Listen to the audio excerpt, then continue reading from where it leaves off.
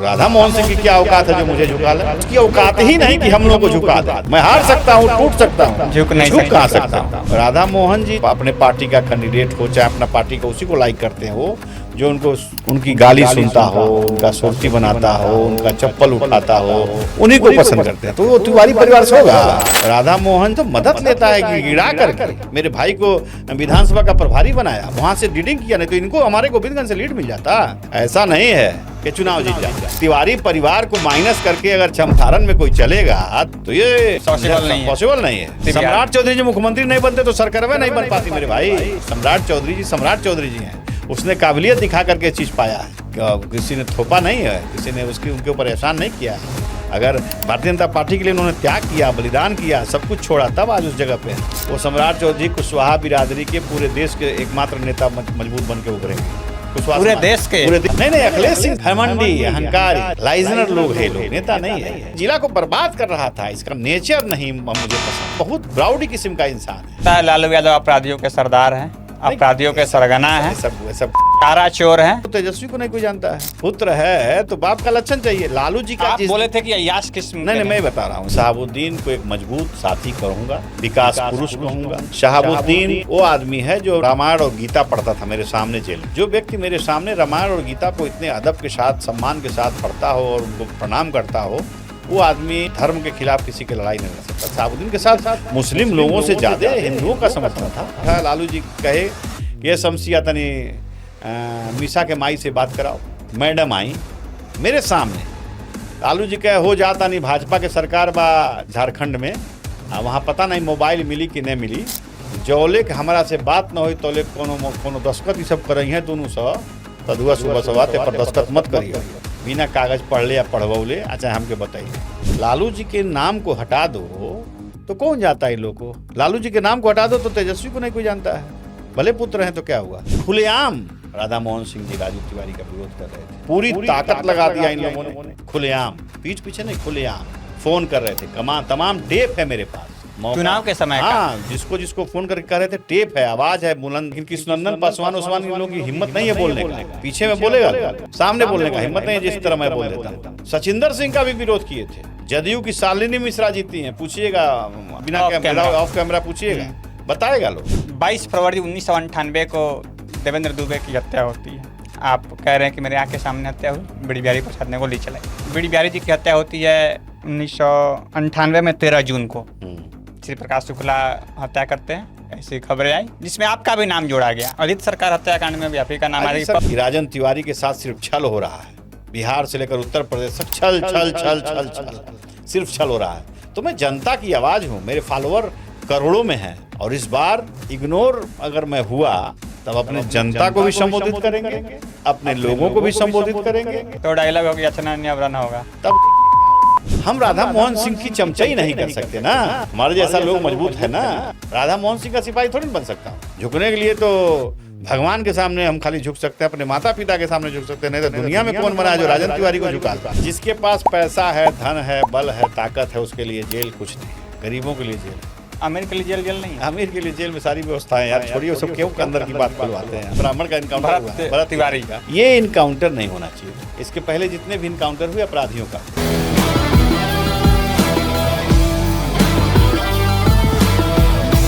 नमस्कार, मैं हिमांशु कुशवाहा, आप जन अखबार का special show slam book by Himanshu Kushwaha देख रहे हैं। आज के इस हमारे स्पेशल शो में बाहुबली कह लीजिए, जराइम के दुनिया के राजन कह लीजिए, पुलिस के हिसाब से, लेकिन जनता के हिसाब से, राजन तिवारी के हिसाब से ये जनता के सेवक हैं, जनता के लिए बाहुबली हैं। नाम है इनका राजन तिवारी। सर बहुत बहुत स्वागत है आपका। बहुत बहुत स्वागत आपका भी हिमांशु जी, और आपने अपने चैनल पे हमको इनवाइट किया और अपने जीवन के विषय में हमको, हमारे जीवन के विषय में कुछ पूछने के लिए आपने हमको इनवाइट किया। तो मैं पूरे शिद्दत के साथ जो सच्चाई है हमारे जीवन काल की वो मैं आपके सामने रखूँगा, और आप मुझसे बेधड़क कोई भी क्वेश्चन पूछ सकते हैं।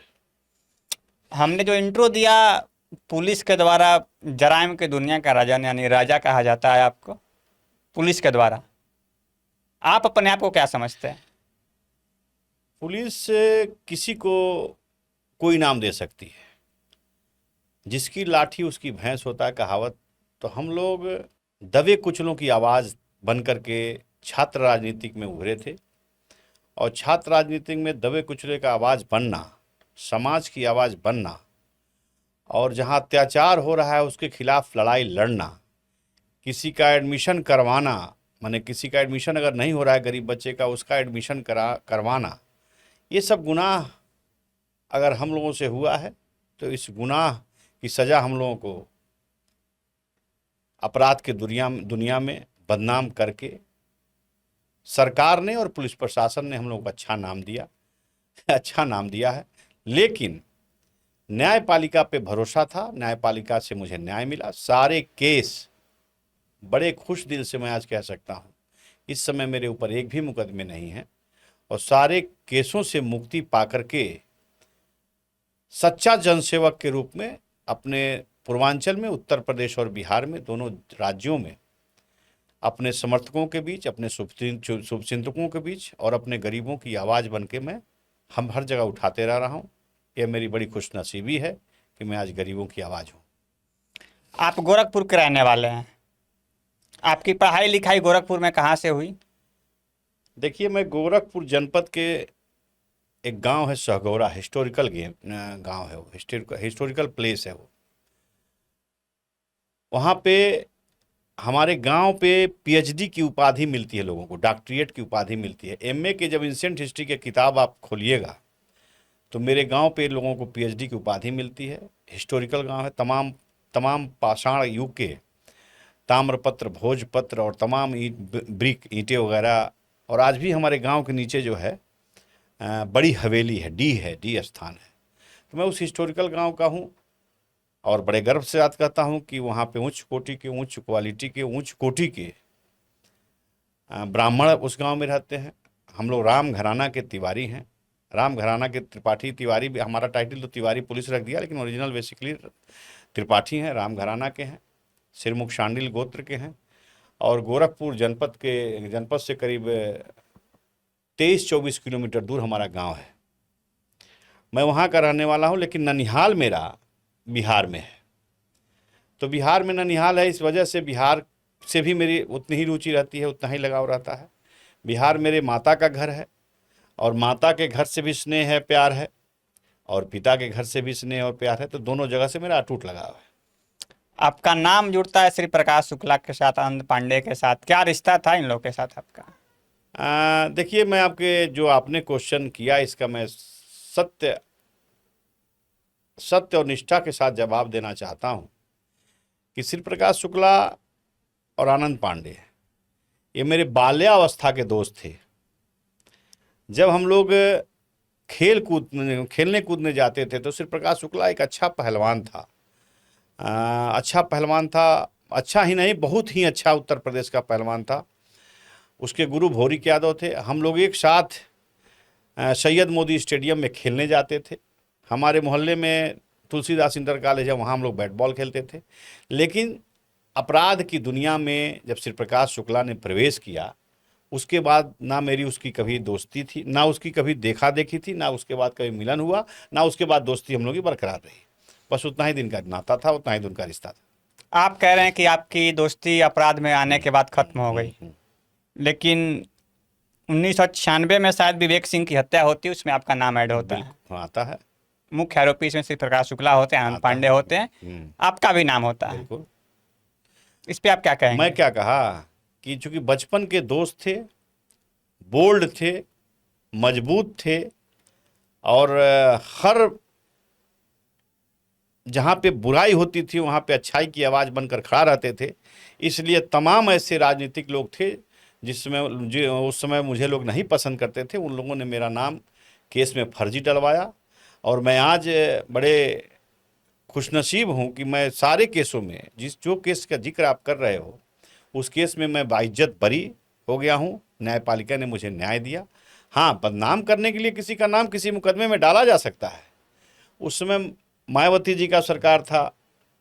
ऐसी सरकारों में हम लोगों जैसे लोगों को फंसाया जाता था, और उस समय हम लोग तमाम हमारे ऊपर मुकदमे डाले गए श्री प्रकाश के साथ जोड़ करके। और मैं आज तमाम मुकदमों में जो मुकदमा उनके साथ मेरे साथ जुड़ाव लगाव पुलिस ने जोड़ा साठगांठ करने के जुर्म में, उस सब में मैं बाइज्जत बरी हुआ। आपको सोचना चाहिए कि जब श्री प्रकाश शुक्ला का एनकाउंटर हुआ, अगर मैं उसका साथी होता अपराध की दुनिया का समय का, तो मेरा भी इनकाउंटर होता, मैं भी मारा जाता, लेकिन मैं तो बच गया क्योंकि मैं साथ नहीं रहता था। ये सच्चाई है, यही सबूत है।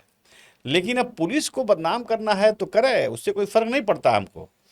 वीरेंद्र शाही की भी हत्या है, उसमें भी आपका नाम आया। वीरेंद्र शाही के ऊपर AK-47 से हमला हुआ, उसमें भी आपका नाम आया। मैं बोला ना आपको हिमांशु जी कि तमाम ऐसे मुकदमे मेरे ऊपर लगाए गए श्री प्रकाश के साथ जोड़ करके, जिसमें न्यायपालिका ने मुझे बाइज्जत बरी कर दिया। अगर मैं उसमें दोषी होता तो मुझे सज़ा मिलती, अगर मैं श्री प्रकाश का साथी होता तो मुझे सज़ा मिलती, अगर मैं श्री प्रकाश का साथी होता तो उनके साथ पुलिस एनकाउंटर में भी मारा जाता। इसलिए मैं कहीं से अपराध की दलदल में श्री प्रकाश के फंसने के बाद मेरा कहीं से दूर दूर तक उसका कोई नाता मेरा साथ नहीं था। लेकिन मैं कहता हूँ इस आपके चैनल पे, आपके इस पॉडकास्ट पे, आपके माध्यम से कि हाँ, बचपन का मेरा साथी था, तो उसको मैं डिनाई नहीं करता था। 1999 में आपकी गिरफ्तारी हुई थी? हाँ, 12 फरवरी 1999 को भारतीय जनता पार्टी के सांसद राजस्थान के श्री गंगाराम कोहली की आवाज़ से मेरी गिरफ्तारी हुई थी। बिल्कुल हुई थी। पुलिस ने प्लानिंग की थी आपका एनकाउंटर की, लेकिन दिल्ली पुलिस और यूपी पुलिस के झगड़े में इनाम कौन लेगा, दिल्ली पुलिस लेगी यूपी पुलिस लेगी, इस झगड़े में आपकी इनकाउंटर नहीं होती है। देखिए, और आपको बिहार के बेऊर जेल में भेज दिया जाता है। नहीं, देखिए, हमारा गिरफ्तारी जरूर हुई और पुलिस गिरफ्तारी करने के बाद मुझसे पूछताछ गाड़ी में ही हुआ। दिल्ली पुलिस के कुछ ईमानदार निष्ठावान पुलिस थे जो जान गए कि ये लड़का बेकसूर है, और दिल्ली और पुलिस ने यूपी पुलिस से झगड़ा कर लिया आश्रम रोड पे कि नहीं, मैं इस लड़के को नहीं दे सकता, इसका कोई दोष नहीं है, ये फर्जी फंसा है, फर्जी आप लोग ले जा करके उत्तर प्रदेश में इसका इनकाउंटर कर दोगे, इसलिए मैं इसको ले जाऊंगा। वहीं से पुलिस हमको घुमा करके स्पेशल सेल क्राइम ब्रांच ले आई, और मुझे ज़िंदगी देना था, तो जाको राखे साइयाँ मार सके न कोई, बाल न बाका कर सके जग चाहे बैरी हो। तो मेरी ज़िंदगी बची, और चूँकि गरीबों के सेवा के लिए मैं जन्म लिया हूँ और मैं गरीबों का आवाज़ हूँ, तो गरीबों का सेवा करना था, गरीबों की आवाज़ बनना था, तो इतना जल्दी भगवान अपने पास कैसे बुला लेते, इसलिए बच गया गरीबों के आशीर्वाद से। वहाँ गिरफ्तारी होती है, उसके बाद सीधा आप 2014 में जेल से निकलते हैं? हाँ, बिल्कुल। फिर दोबारा कब जेल गए आप? 2014 में जेल से निकले, उसके जून महीने में निकले हम। उसके बाद से हमको पता ही नहीं था कि 97 के मुकदमे में जो व्यक्ति इतना दिन जेल में रहा, 15 साल लगभग जेल में रहने के बाद निकलता है, और 97 के पुराने मुकदमे में वो फाइल सरकार के किस मुलाजिम ने चुरा कर रखा था, कोर्ट के किस मुलाजिम ने चुरा कर रख दिया था बिना जज साहब के जानकारी का। और वो फाइल तब खुलती है जब मैं उत्तर प्रदेश की राजनीति में सक्रिय हुआ। वहाँ पे चुनाव प्रचार के लिए भारतीय जनता पार्टी ने मुझे लगाया, और मैं चुनाव प्रचार करके जब दूसरी बार सरकार बनी हमारे यशस्वी मुख्यमंत्री योगी आदित्यनाथ जी का, तो फाइल उस समय खोला गया, और 97 के मुकदमे में मुझे जेल जाना पड़ा। विडंबना देखिए कि जो व्यक्ति 15 साल रहता हो और उसे 97 के मुकदमे में गिरफ्तार किया जाता है, 2 महीना जेल में रहा और तुरंत न्याय छूटा तो छूटा, वो केस भी बाइज्जत बरी हो गया 2 महीने में। उस गैंगस्टर के मुकदमे में मैं बाइज्जत बरी हो गया, बरी होकर ही जेल से निकले आप? जेल से निकल गए बाहर। लेकिन इसमें सवाल है कि आप पहले गोरखपुर जेल गए, हाँ, और गोरखपुर जेल से बाद 1 दिन बाद आपका ट्रांसफ़र कर दिया जाता है फतेहागढ़ जेल नहीं, में। गोरखपुर जेल में मुझे रखा गया, लेकिन रात में आनंद फानंद में दर्जनों पुलिस वाले रात्रि में आए और मुझे एकाएक बिना किसी को सूचना दिए जेल से निकाल करके हमको फतेहगढ़ शिफ्ट किया गया। फतेहगढ़ शिफ्ट करने में कुछ साजिश थी, लेकिन अफसर आज भी ईमानदार हैं, पुलिसिया अफसर आज भी ईमानदार हैं। साजिश, हत्या की हाँ, साजिश थी? कैसी साजिश थी? बिल्कुल मेरी हत्या की ही साजिश थी, लेकिन पुलिस के बीच में रहने वाले अफसर आज भी कुछ ईमानदार हैं, जो मुझे सही सलामत फतेहगढ़ जेल में ले जा करके फतेहगढ़ जेल के कस्टोडियन बनाया, और फतेहगढ़ जेल से 2 महीना मैं जेल में रहने के बाद उस केस में बाइज्जत बरी हुआ और छूट कर बाहर आ गया। कौन से लोग थे जो साजिश कर रहे थे आपकी हत्या की? कुछ नाम बताना चाहेंगे? कुछ बातें ऐसी हैं जिसको दबे जुबान में रखना चाहिए। हर बात को ओपन करना मीडिया में आकर के अच्छा नहीं है। कुछ अपने अंदर भी उस घाव को रहने दीजिए, ताकि उस घाव का दर्द हिम्मत देती है, इसलिए कुछ उस दर्द को अपने हृदय में बसा कर रखने दीजिए। समय और ज़रूरत, जब समय आएगा उसका, उचित समय पर उचित जगह पर उसका खुलासा भी करेंगे और उसका भड़ास भी निकालेंगे। 99 में आपकी गिरफ्तारी होती है, जेल आते हैं आप, और 2000 में आप विधायक बन जाते हैं। हाँ अपने नानी के घर से, नानी घर के क्षेत्र से, हाँ गोविंदगंज से। हाँ। चुनाव लड़ने की कहानी थोड़ा बताइए। देखिए, और चुनाव उत्तर प्रदेश में तमाम मुकदमे फर्जी फंसा दिए गए, तो मुझे इस बात का इल्म था कि लोगों ने बताया कि आपको उत्तर प्रदेश में, जब उत्तर प्रदेश के मुकदमों में ले जाया जाएगा तो कोर्ट में आपकी हत्या कर दी जाएगी। तो लोगों ने हमको प्रेरित किया कि अगर आप, संभव है, बिहार विधानसभा का चुनाव आने वाला है, अगर आपको संभव है तो विधानसभा का चुनाव यहाँ से लड़ जाइए और सदस्य बन जाइए। तो 2000 का चुनाव आया, नानी का घर था, लड़ा, और वहाँ की जनता ने, देवतुल्य जनता ने मुझे आशीर्वाद दिया, प्यार दिया, और उनके ऋण को अपने पूरे जीवन में, जब तक शरीर में जान है, प्राण है, और यह जिंदगी जब तक चलेगी तब तक उनके ऋण को नहीं भूल सकता, और न उनके ऋण से मुक्ति मैं पा सकता। जिस तरह माँ के पेट से गर्भ, जिस माँ के गर्भ से पैदा लिया, उनके ऋण से मुक्ति मैं नहीं मुझे मिल सकती, उसी तरह कितना ही सेवा करने के बाद भी गोविंदगंज की जनता ने जो मुझे आशीर्वाद दिया, प्रेम दिया, नाम दिया, शोहरत दिया, उस गोविंदगंज जनता का ऋण मैं कभी नहीं मुक्त हो सकता। यानी आप विधायक बने कि आपकी पुलिस इनकाउंटर ना कर दे, इस वजह से आप सदन में गए कि हाँ, इसी सोच को लेकर बना, सदन में चले जाएंगे तो सेफ हो जाएंगे। हाँ, इसी सोच के साथ मैं चुनाव लड़ा कि कम से कम मैं, एक सेवा करने की भावना मेरे अंदर है, जनता की सेवा करने के लिए मैं आया हूँ, तो जनता का सेवा कहीं से भी शुरू कर सकता हूँ। तो शुरुआत उसकी गोविंदगंज से हुई, और तब से आज तक मैं गोविंदगंज की जनता का सेवा, चंपारण, पूरे चंपारण की और पूर्वांचल का हर गरीब मजलूम दबे कुचलों की आवाज़ बन के सेवा करते रहता हूँ। 22 फरवरी 1998 को देवेंद्र दुबे की हत्या होती है। 22 फरवरी 1998 देवेंद्र दुबे की हत्या होती है। इस हत्या की कहानी बताइए जरा। देखिए, उस देवेंद्र दुबे जी से मेरा रिश्ता 7 महीने का था, और अच्छी मित्रता थी। लोकसभा का इलेक्शन था, देवेंद्र दुबे जी समाजवादी पार्टी से चुनाव लड़ रहे थे, और उसी दरमियान उनको पटना आना था। पटना आने के दरमियान संग्रामपुर में एक बड़ियरिया गांव है, जहां पे विरोधियों के द्वारा षड्यंत्र करके उनकी हत्या कर दी गई। हत्या करने में मेरे आंखों देखी हुई वो घटना है। आप मेरे आंखों के सामने, वहाँ? बिल्कुल मेरे आंखों के सामने वो घटना हुई। मैं उस गाड़ी में था, चूँकि मुझे लगा कि कहीं फोर्स तो नहीं है, उस समय मैं वांटेड था, तो मैं उस गाड़ी से उतर के साइड में, जो एक सुबोध पांडे का घर था, उन्हीं के घर के छड़दवाली के उस पार खड़ा हुआ। तब तक गोली चलने लगी, मैं देखा। उस घटना में एक कैप्टन सुनील बचे थे, एक सतेंद्र शुक्ला जी बचे थे, एक मैं बचा था। तो उस घटना में स्वयं मैं देखा कि उस समय के काबीना मंत्री, जो इस समय नहीं रहे, स्वर्गीय ब्रज बिहारी प्रसाद जी, लक्ष्मेश्वर साहू जी, जो उनके बॉडीगार्ड उनके साथ मरे, इन लोगों ने AK-47 से देवेंद्र नाथ दुबे की हत्या की मेरे आंखों के सामने।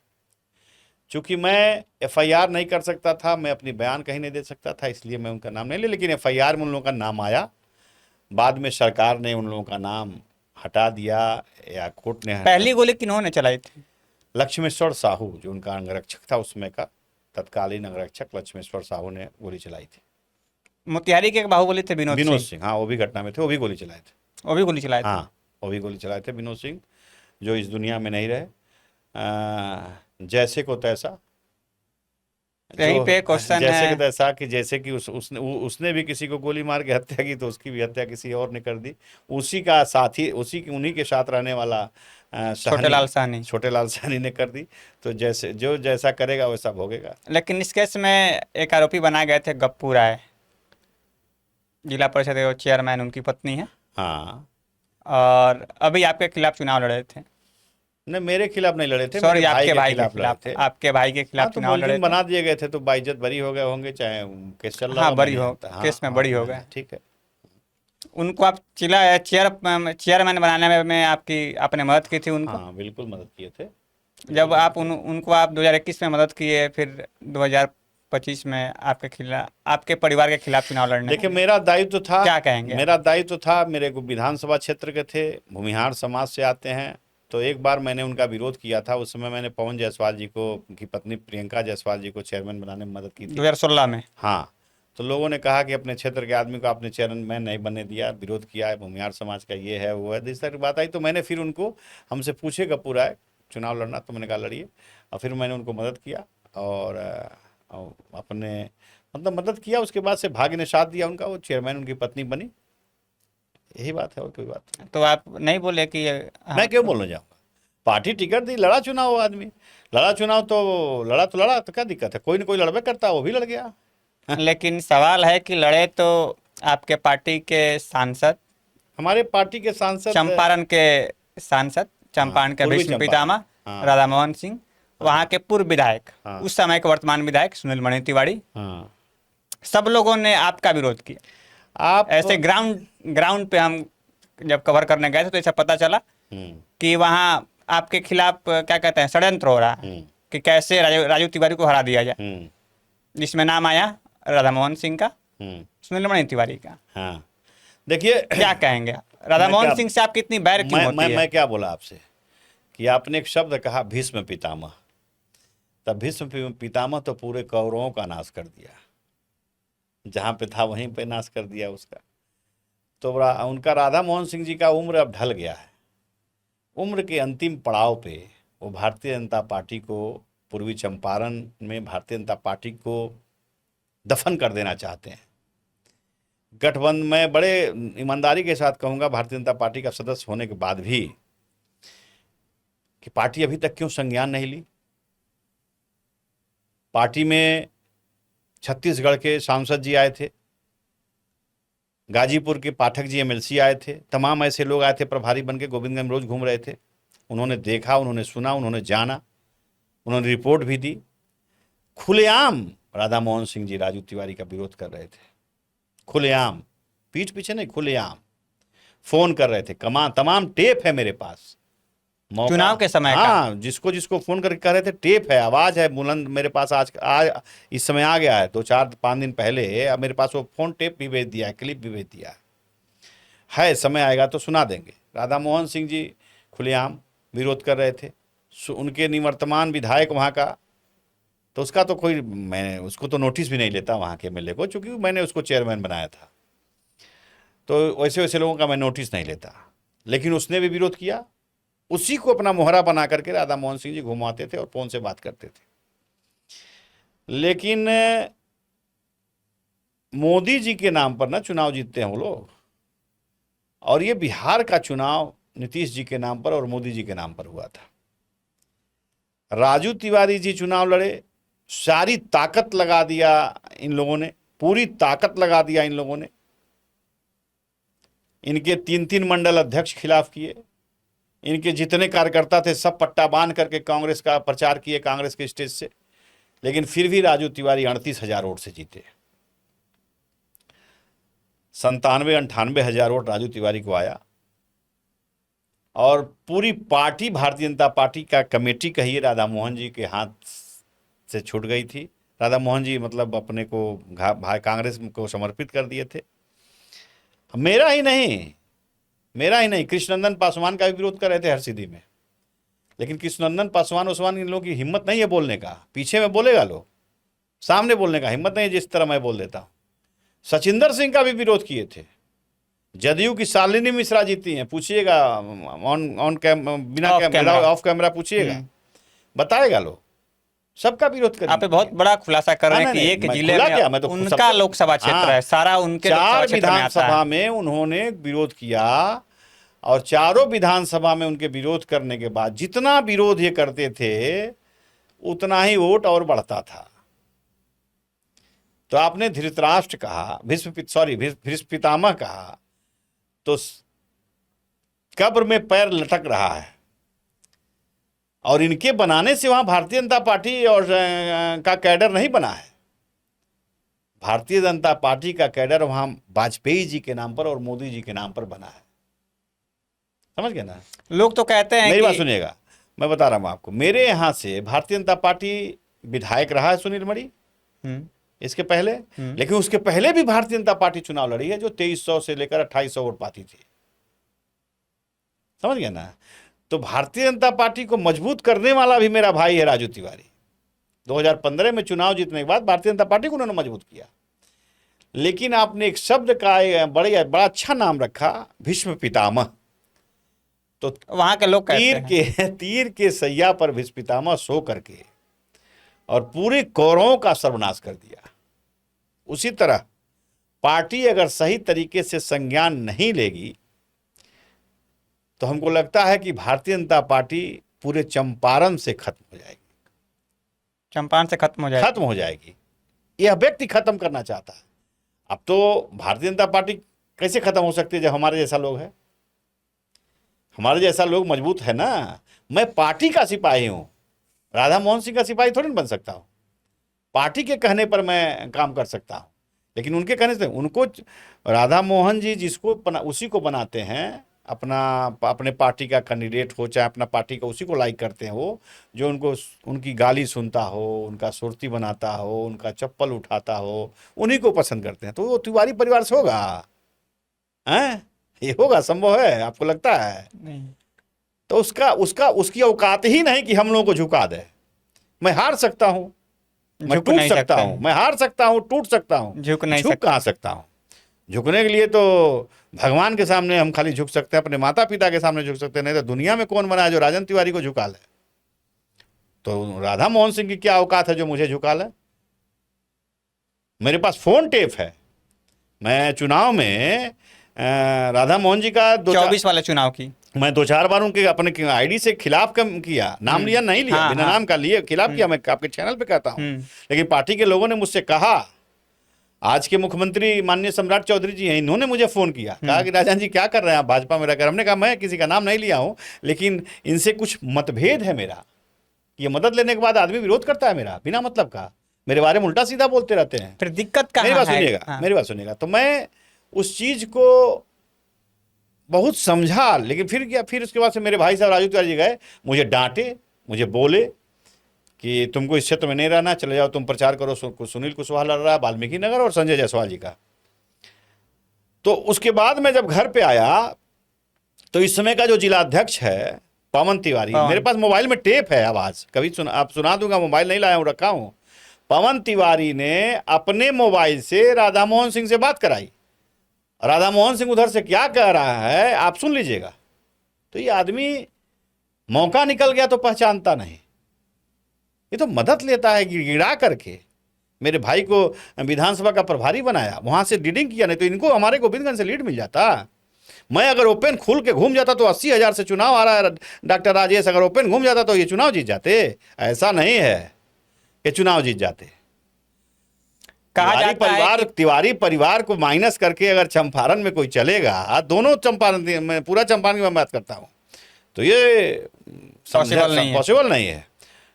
समझ गया ना? इतना आसान नहीं है। ठीक है, ये चिंगोटता है लोग पीछे से, लेकिन दाग थोड़ी ना है कहीं कि कोई पकड़ लेगा।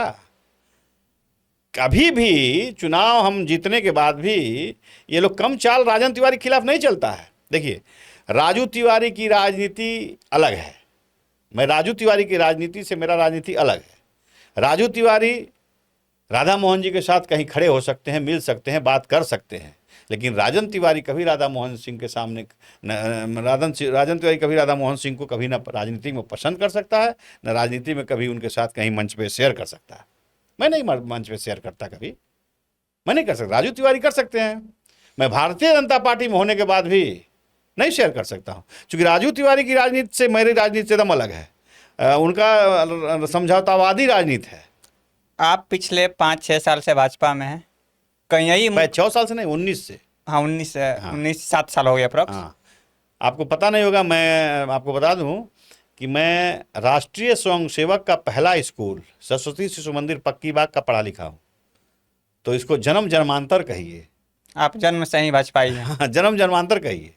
मैं जब पैदा लिया, होश संभाला, पहली बार वोट डालने का अधिकार हुआ तो गोरखनाथ पीठाधीश्वर महंत वैद्यनाथ को वोट दिया, महंत वैद्यनाथ को वोट दिया। और मैंने हमेशा मंदिर के पक्ष में वोट किया है, इसलिए गोरखनाथ मंदिर के हाँ, पक्ष इसलिए में। चाहे वो भाजपा से लड़ेंगे तो, और चाहे घोड़ा में सवार लड़े थे तो उन्हीं को वोट देते थे। इसलिए ऐसा नहीं कहिए कि हम नए पर के हैं। 19 से आप 26 तक आप भाजपा के साथ रहे, 3 चुनाव खत्म हो गए। 20 में आप चुनाव लड़ना चाहते थे विधानसभा का, हाँ 24 में आप लड़ना चाहते थे वाल्मीकि नगर या फिर बेतिया, हाँ 25 में आप नरकटियागंज से चुनाव लड़ना चाहते थे। हाँ। कहीं यही मुखरता तो आपका टिकट, इसी मुखरता की वजह से कहीं आपका टिकट तो नहीं कट जाता है? पश्चिमी चंपारण में जो वाल्मीकि नगर एरिया है वहाँ भी एक मेरा ही शिष्य है, छोटा भाई है, वो नेतागिरी करता है, भारत सरकार में अभी है। हाँ, उस पे आएंगे। हाँ नहीं, उस पर मत आइए, नहीं बोलिए, हम किसी का नाम नहीं लेना चाहते आपके चैनल पे। तो उसको लगता है कि वहाँ जाएंगे तो उसकी राजनीति खत्म हो जाएगी।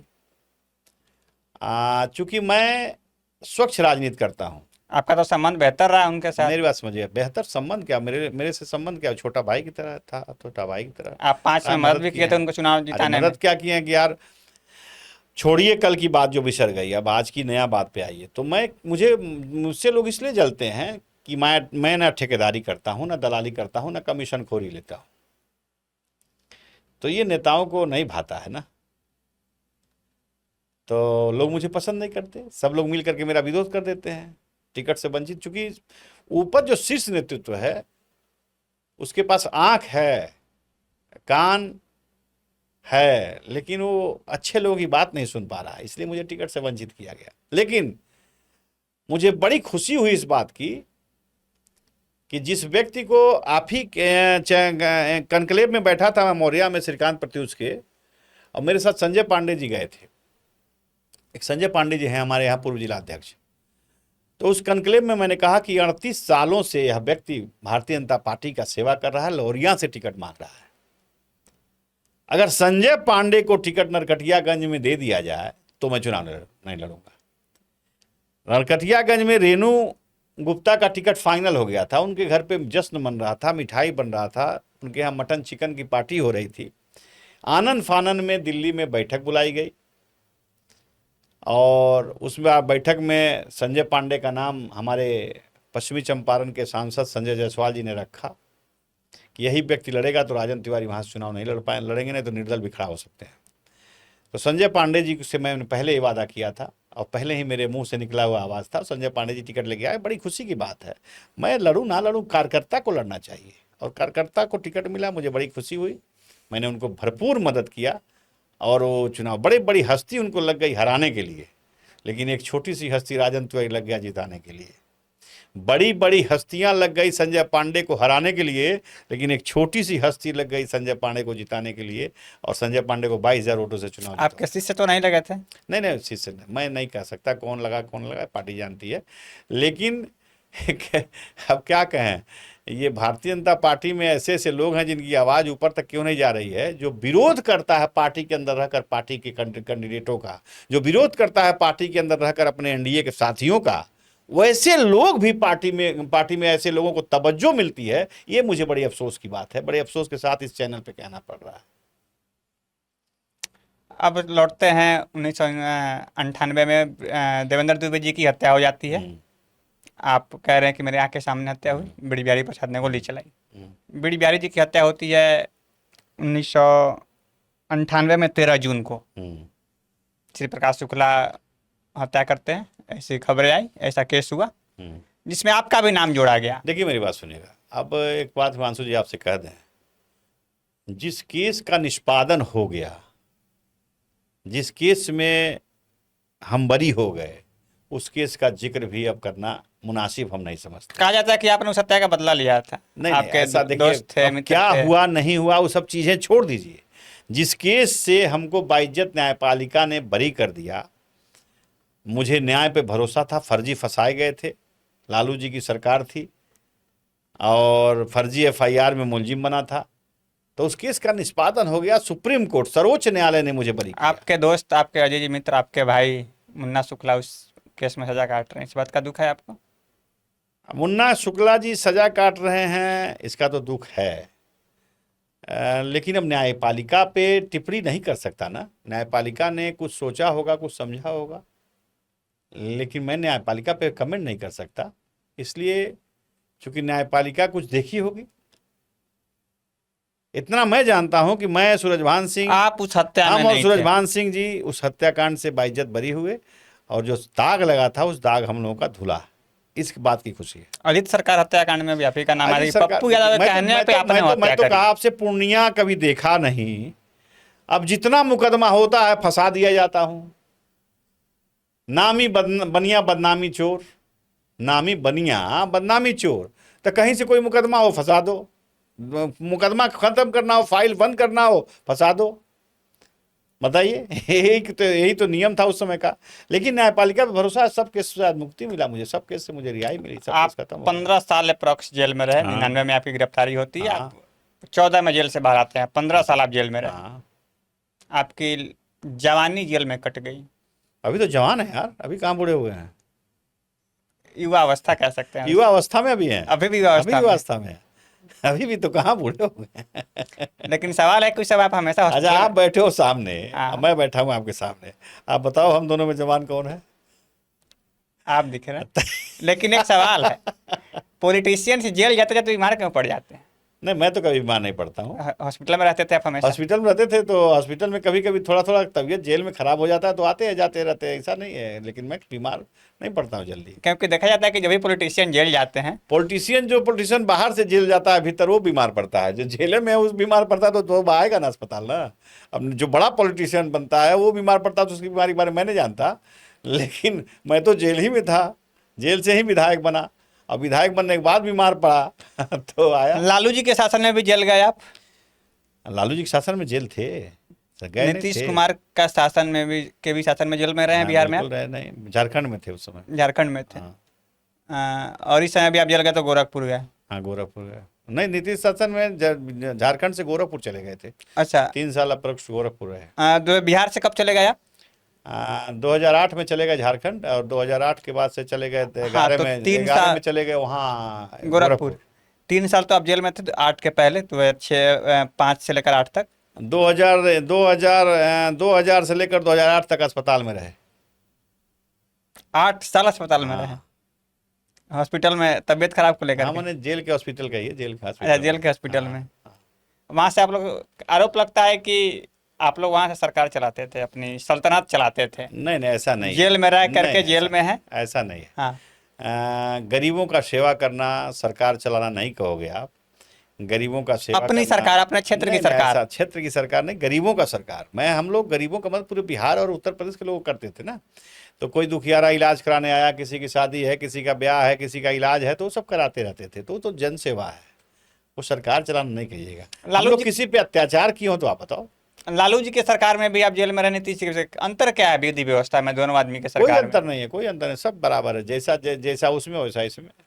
कहा जाता है कि अपराधी लोग जेल से, जिसके पास पैसा है, धन है, बल है, ताकत है, उसके लिए जेल कुछ नहीं है। गरीबों के लिए जेल है। अमीर के लिए जेल नहीं है? अमीर के लिए जेल में सारी व्यवस्था है यार, छोड़िए वो सब, क्यों अंदर की बात खुलवाते हैं आप। क्या क्या व्यवस्था हो जाएगा? अगर जिसके पास पैसा है जेल जाता है तो सब कुछ व्यवस्था हो जाएगा। जेल में छापामारी पड़ता था, आप नहीं देखते हैं? हाँ। शराब की बोतल भी मिल जाता है, गांजा की पुड़िया मिल जाता है, मोबाइल मिल जाता है, कूलर मिल जाता है, एसी मिल जाता है। सब चीज़ तो जेल में छापामारी में पुलिस बरामद कर लेती है, फिर बाहर निकालती है, फिर अंदर चला जाता है। तब इससे ज़्यादा क्या बोले हम आपसे? इससे ज़्यादा कुछ बोलने लायक है? 19 के चुनाव में आप बेतिया से चुनाव लड़ना चाहते थे। हाँ, लालू जी की पार्टी में आप शामिल थे? शामिल नहीं थे, टिकट देते तो शामिल होते, प्रचार कर रहे थे उनकी पार्टी प्रचार कर रहे थे उनकी बिल्कुल, पार्टी के बिल्कुल, लिए। बिल्कुल। लालू जी ने टिकट क्यों नहीं दिया वादा करके? हमारे यहाँ एक जहानाबाद जनपद का रहने वाला अरवल का नेता है अखिलेश सिंह। वो 2004 में जाकर के हम ही लोगों की कृपा से सांसद बने, और सब लोगों ने, हम लोगों ने मदद किया। तो वो आदमी जाकर के हमारे जिला में राजनीति की में जातिवाद का ऐसा बीज डाला कि ब्राह्मण भूमिहार को आपस में उसने लड़ाने का काम किया। और 2019 में उनको अपने बेटे को लड़ाना था। राधा मोहन सिंह जी भारतीय जनता पार्टी से लड़ रहे थे, हम लोग राधा मोहन जी के साथ थे, चिलचिलाती धूप में राधा मोहन जी का प्रचार कर रहे थे। तो अखिलेश सिंह जी अपने बेटे को लड़ाने के चक्कर में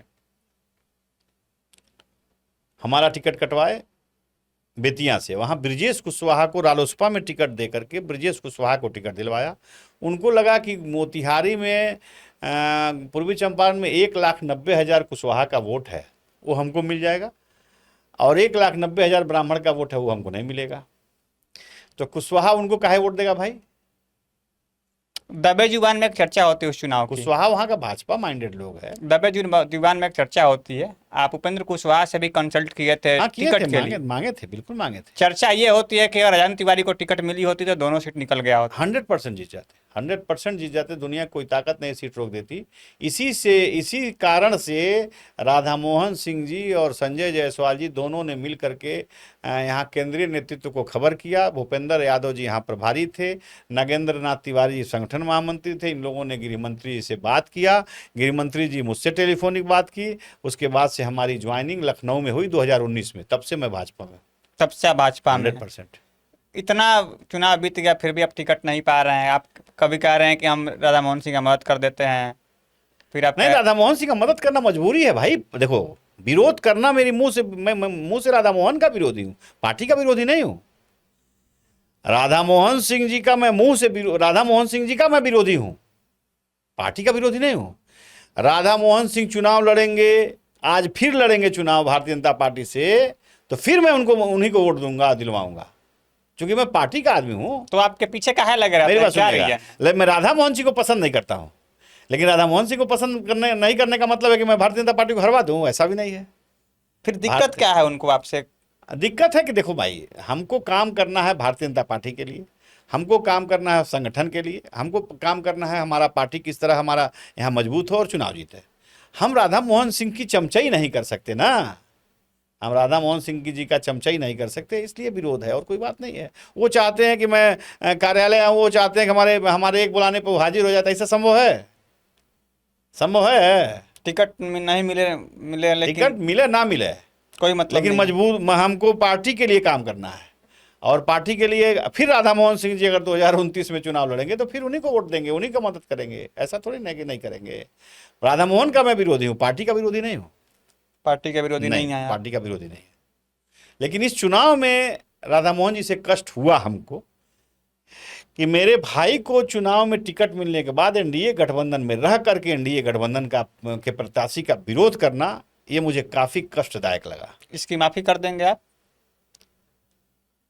समय के साथ घाव भर जाता है, और क्षमा शोभती उस भुजंग को जिसमें गाज गरल हो। तो क्षमा करना हर इंसान को चाहिए। अब समय आने दीजिए, चुनाव अभी 29 में है, 29 में राधा मोहन जी लड़ेंगे तब ना। आप एक इंटरव्यू में शहाबुद्दीन साहब को मसीहा बोले थे। साधु यादव शहाबुद्दीन साहब को शैतान कहते हैं कि शहाबुद्दीन के वजह से ही लालू राबड़ी की सरकार बदनाम हुई। लेकिन आप क्या सोचते हैं इस इस पे बारे मैं में? टिप्पणी नहीं कर सकता, लेकिन शहाबुद्दीन को एक मजबूत साथी कहूँगा, एक विकास पुरुष कहूँगा, एक अच्छा। शहाबुद्दीन साहब थे या शहाबुद्दीन शैतान थे? डॉक्टर मोहम्मद शहाबुद्दीन थे, माननीय सांसद थे, माननीय सांसद थे, और शहाबुद्दीन दोस्त परस्त इंसान थे। शहाबुद्दीन विकास पुरुष इंसान थे। उनके अपराध जीवन को मैं नहीं जानता, हाँ, लेकिन इतना जरूर जानते हैं कि वो अगर शहाबुद्दीन को कोई मारने आएगा, चाहे शहाबुद्दीन के खिलाफ कोई षड्यंत्र करने आएगा, चाहे मैं ही हूँ, मेरे ही खिलाफ कोई षड्यंत्र करेगा, तो अगर किसी मार सहना पाप है, और मार न सहन करने वाला पापी नहीं होता है। अगर मुझे कोई मारने आएगा तो मैं उसे मारूंगा, ये सच्चाई है। तो शहाबुद्दीन की उत्पत्ति हुई माले के खिलाफ, माले के खिलाफ उनकी उत्पत्ति हुई। शहाबुद्दीन ने लोगों के ज़मीनों को बचाया, लोगों की जिंदगियों को बचाया। शहाबुद्दीन की उत्पत्ति वहीं से होती है, और शहाबुद्दीन सिवान के लिए अच्छे आदमी थे, और शहाबुद्दीन अपने चुनाव कभी नहीं हारा। शहाबुद्दीन मर गए लेकिन चुनाव अपने से नहीं हारे कभी। उनकी पत्नी हाँ, हारी। उनकी पत्नी हारी, वो भी शहाबुद्दीन नहीं थे जिस जिला में। अगर वो वहाँ वो जेल में भी होकर बैठा रहता तो कोई। देखिए, वो जिसके लिए शहाबुद्दीन किया वही व्यक्ति उनको हरा दिया। 9 में एक चर्चा होती है, पता नहीं हकीकत क्या है। क्या? 9 वाले चुनाव में सुशील मोदी गए थे रैली करने, और शहाबुद्दीन साहब की भी रैली थी। रैली के दिन लास्ट चुनाव का ये 48 घंटे की कहानी है। और पानी फेंक, मंदिर के आसपास में आरजेडी के कार्यकर्ताओं ने बोतल से रुक करके पानी वगैरह फेंक दिया। इसके बाद शायद वहाँ माहौल बिगड़ी और चुनाव। गलत बात है। शहाबुद्दीन वो आदमी है जो रामायण और गीता पढ़ता था मेरे सामने जेल में। जो व्यक्ति मेरे सामने रामायण और गीता को इतने अदब के साथ, सम्मान के साथ पढ़ता हो और उनको प्रणाम करता हो, वो आदमी धर्म के खिलाफ किसी की लड़ाई नहीं लड़ सकता। शहाबुद्दीन के साथ मुस्लिम लोगों से ज़्यादा हिंदुओं का समर्थन था, राजपूतों का, ब्राह्मणों का और भूमिहारों का समर्थन था।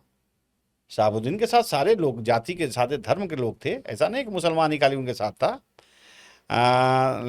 ये मैं नहीं मानता। इसको कुछ सामाजिक तत्व के लोग ये काम किए होंगे, लेकिन शहाबुद्दीन के आज तक के इतिहास में कभी ऐसा शहाबुद्दीन के साथ चुनाव लड़ा तो घटना नहीं हुई। तो उस समय क्यों? क्योंकि शहाबुद्दीन बाहर थे, इसलिए उपद्रवियों ने उपद्रव किया होगा। इसमें कोई जरूरी नहीं है कि ये उपद्रव करवाया। कहा जाता है कि ये घटना ना हुई होती तो हिना साहब चुनाव जीत गई होती। अवध बिहारी चुनाव इस बार नहीं लड़ते तभी हिना साहब नहीं हारती। इस बार अगर अवध बिहारी चुनाव नहीं लड़े 24 में, हाँ, अवध बिहारी नहीं लड़े रहते, 1,60,000 वोट नहीं काटते, तभी हिना साहब जीत गई रहती निर्दलीय। लालू जी को क्या कहें, आरजेडी ने टिकट भी नहीं दिया। मेरी बात सुनिएगा, लालू यादव अगर शहाबुद्दीन की दोस्ती देख करके, शहाबुद्दीन का वफादारी देख करके इस बार वहाँ से अपने कैंडिडेट को विड्रॉन कर लेते और निर्दलीय हिना साहब का मदद नहीं करते, खाली इतना ही कह देते कि नैतिकता के आधार पर शहाबुद्दीन का परिवार लड़ रहा है इसलिए मैं कैंडिडेट नहीं दे रहा हूँ, टिकट भी तो देते। सुनिए मेरी बात, नहीं टिकट की जरूरत नहीं थी, फिर भी फिर हिना साहब जीत जाती। और उनके इसी कहने पर खाली मात्र उनकी बेटी भी बगल में चुनाव जीत जाती, 2-3 सीट उनका निकल जाता। जैसे कि मान लीजिए उनके आदमी का विवेक खत्म हो जाता है ना।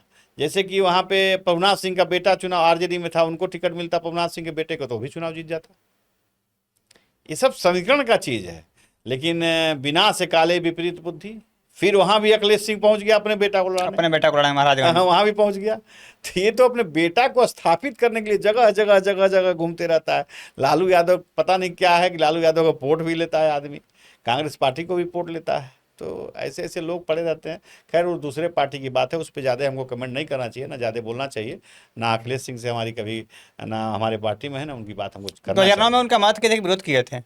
2009 के चुनाव में भी अखिलेश सिंह लड़ने आए थे मोतिहारी। 2009 के चुनाव में लोक जनशक्ति पार्टी, जो इसमें रामविलास पासवान नाम है, उसमें सिर्फ एक ही पार्टी थी, लोक जनशक्ति पार्टी।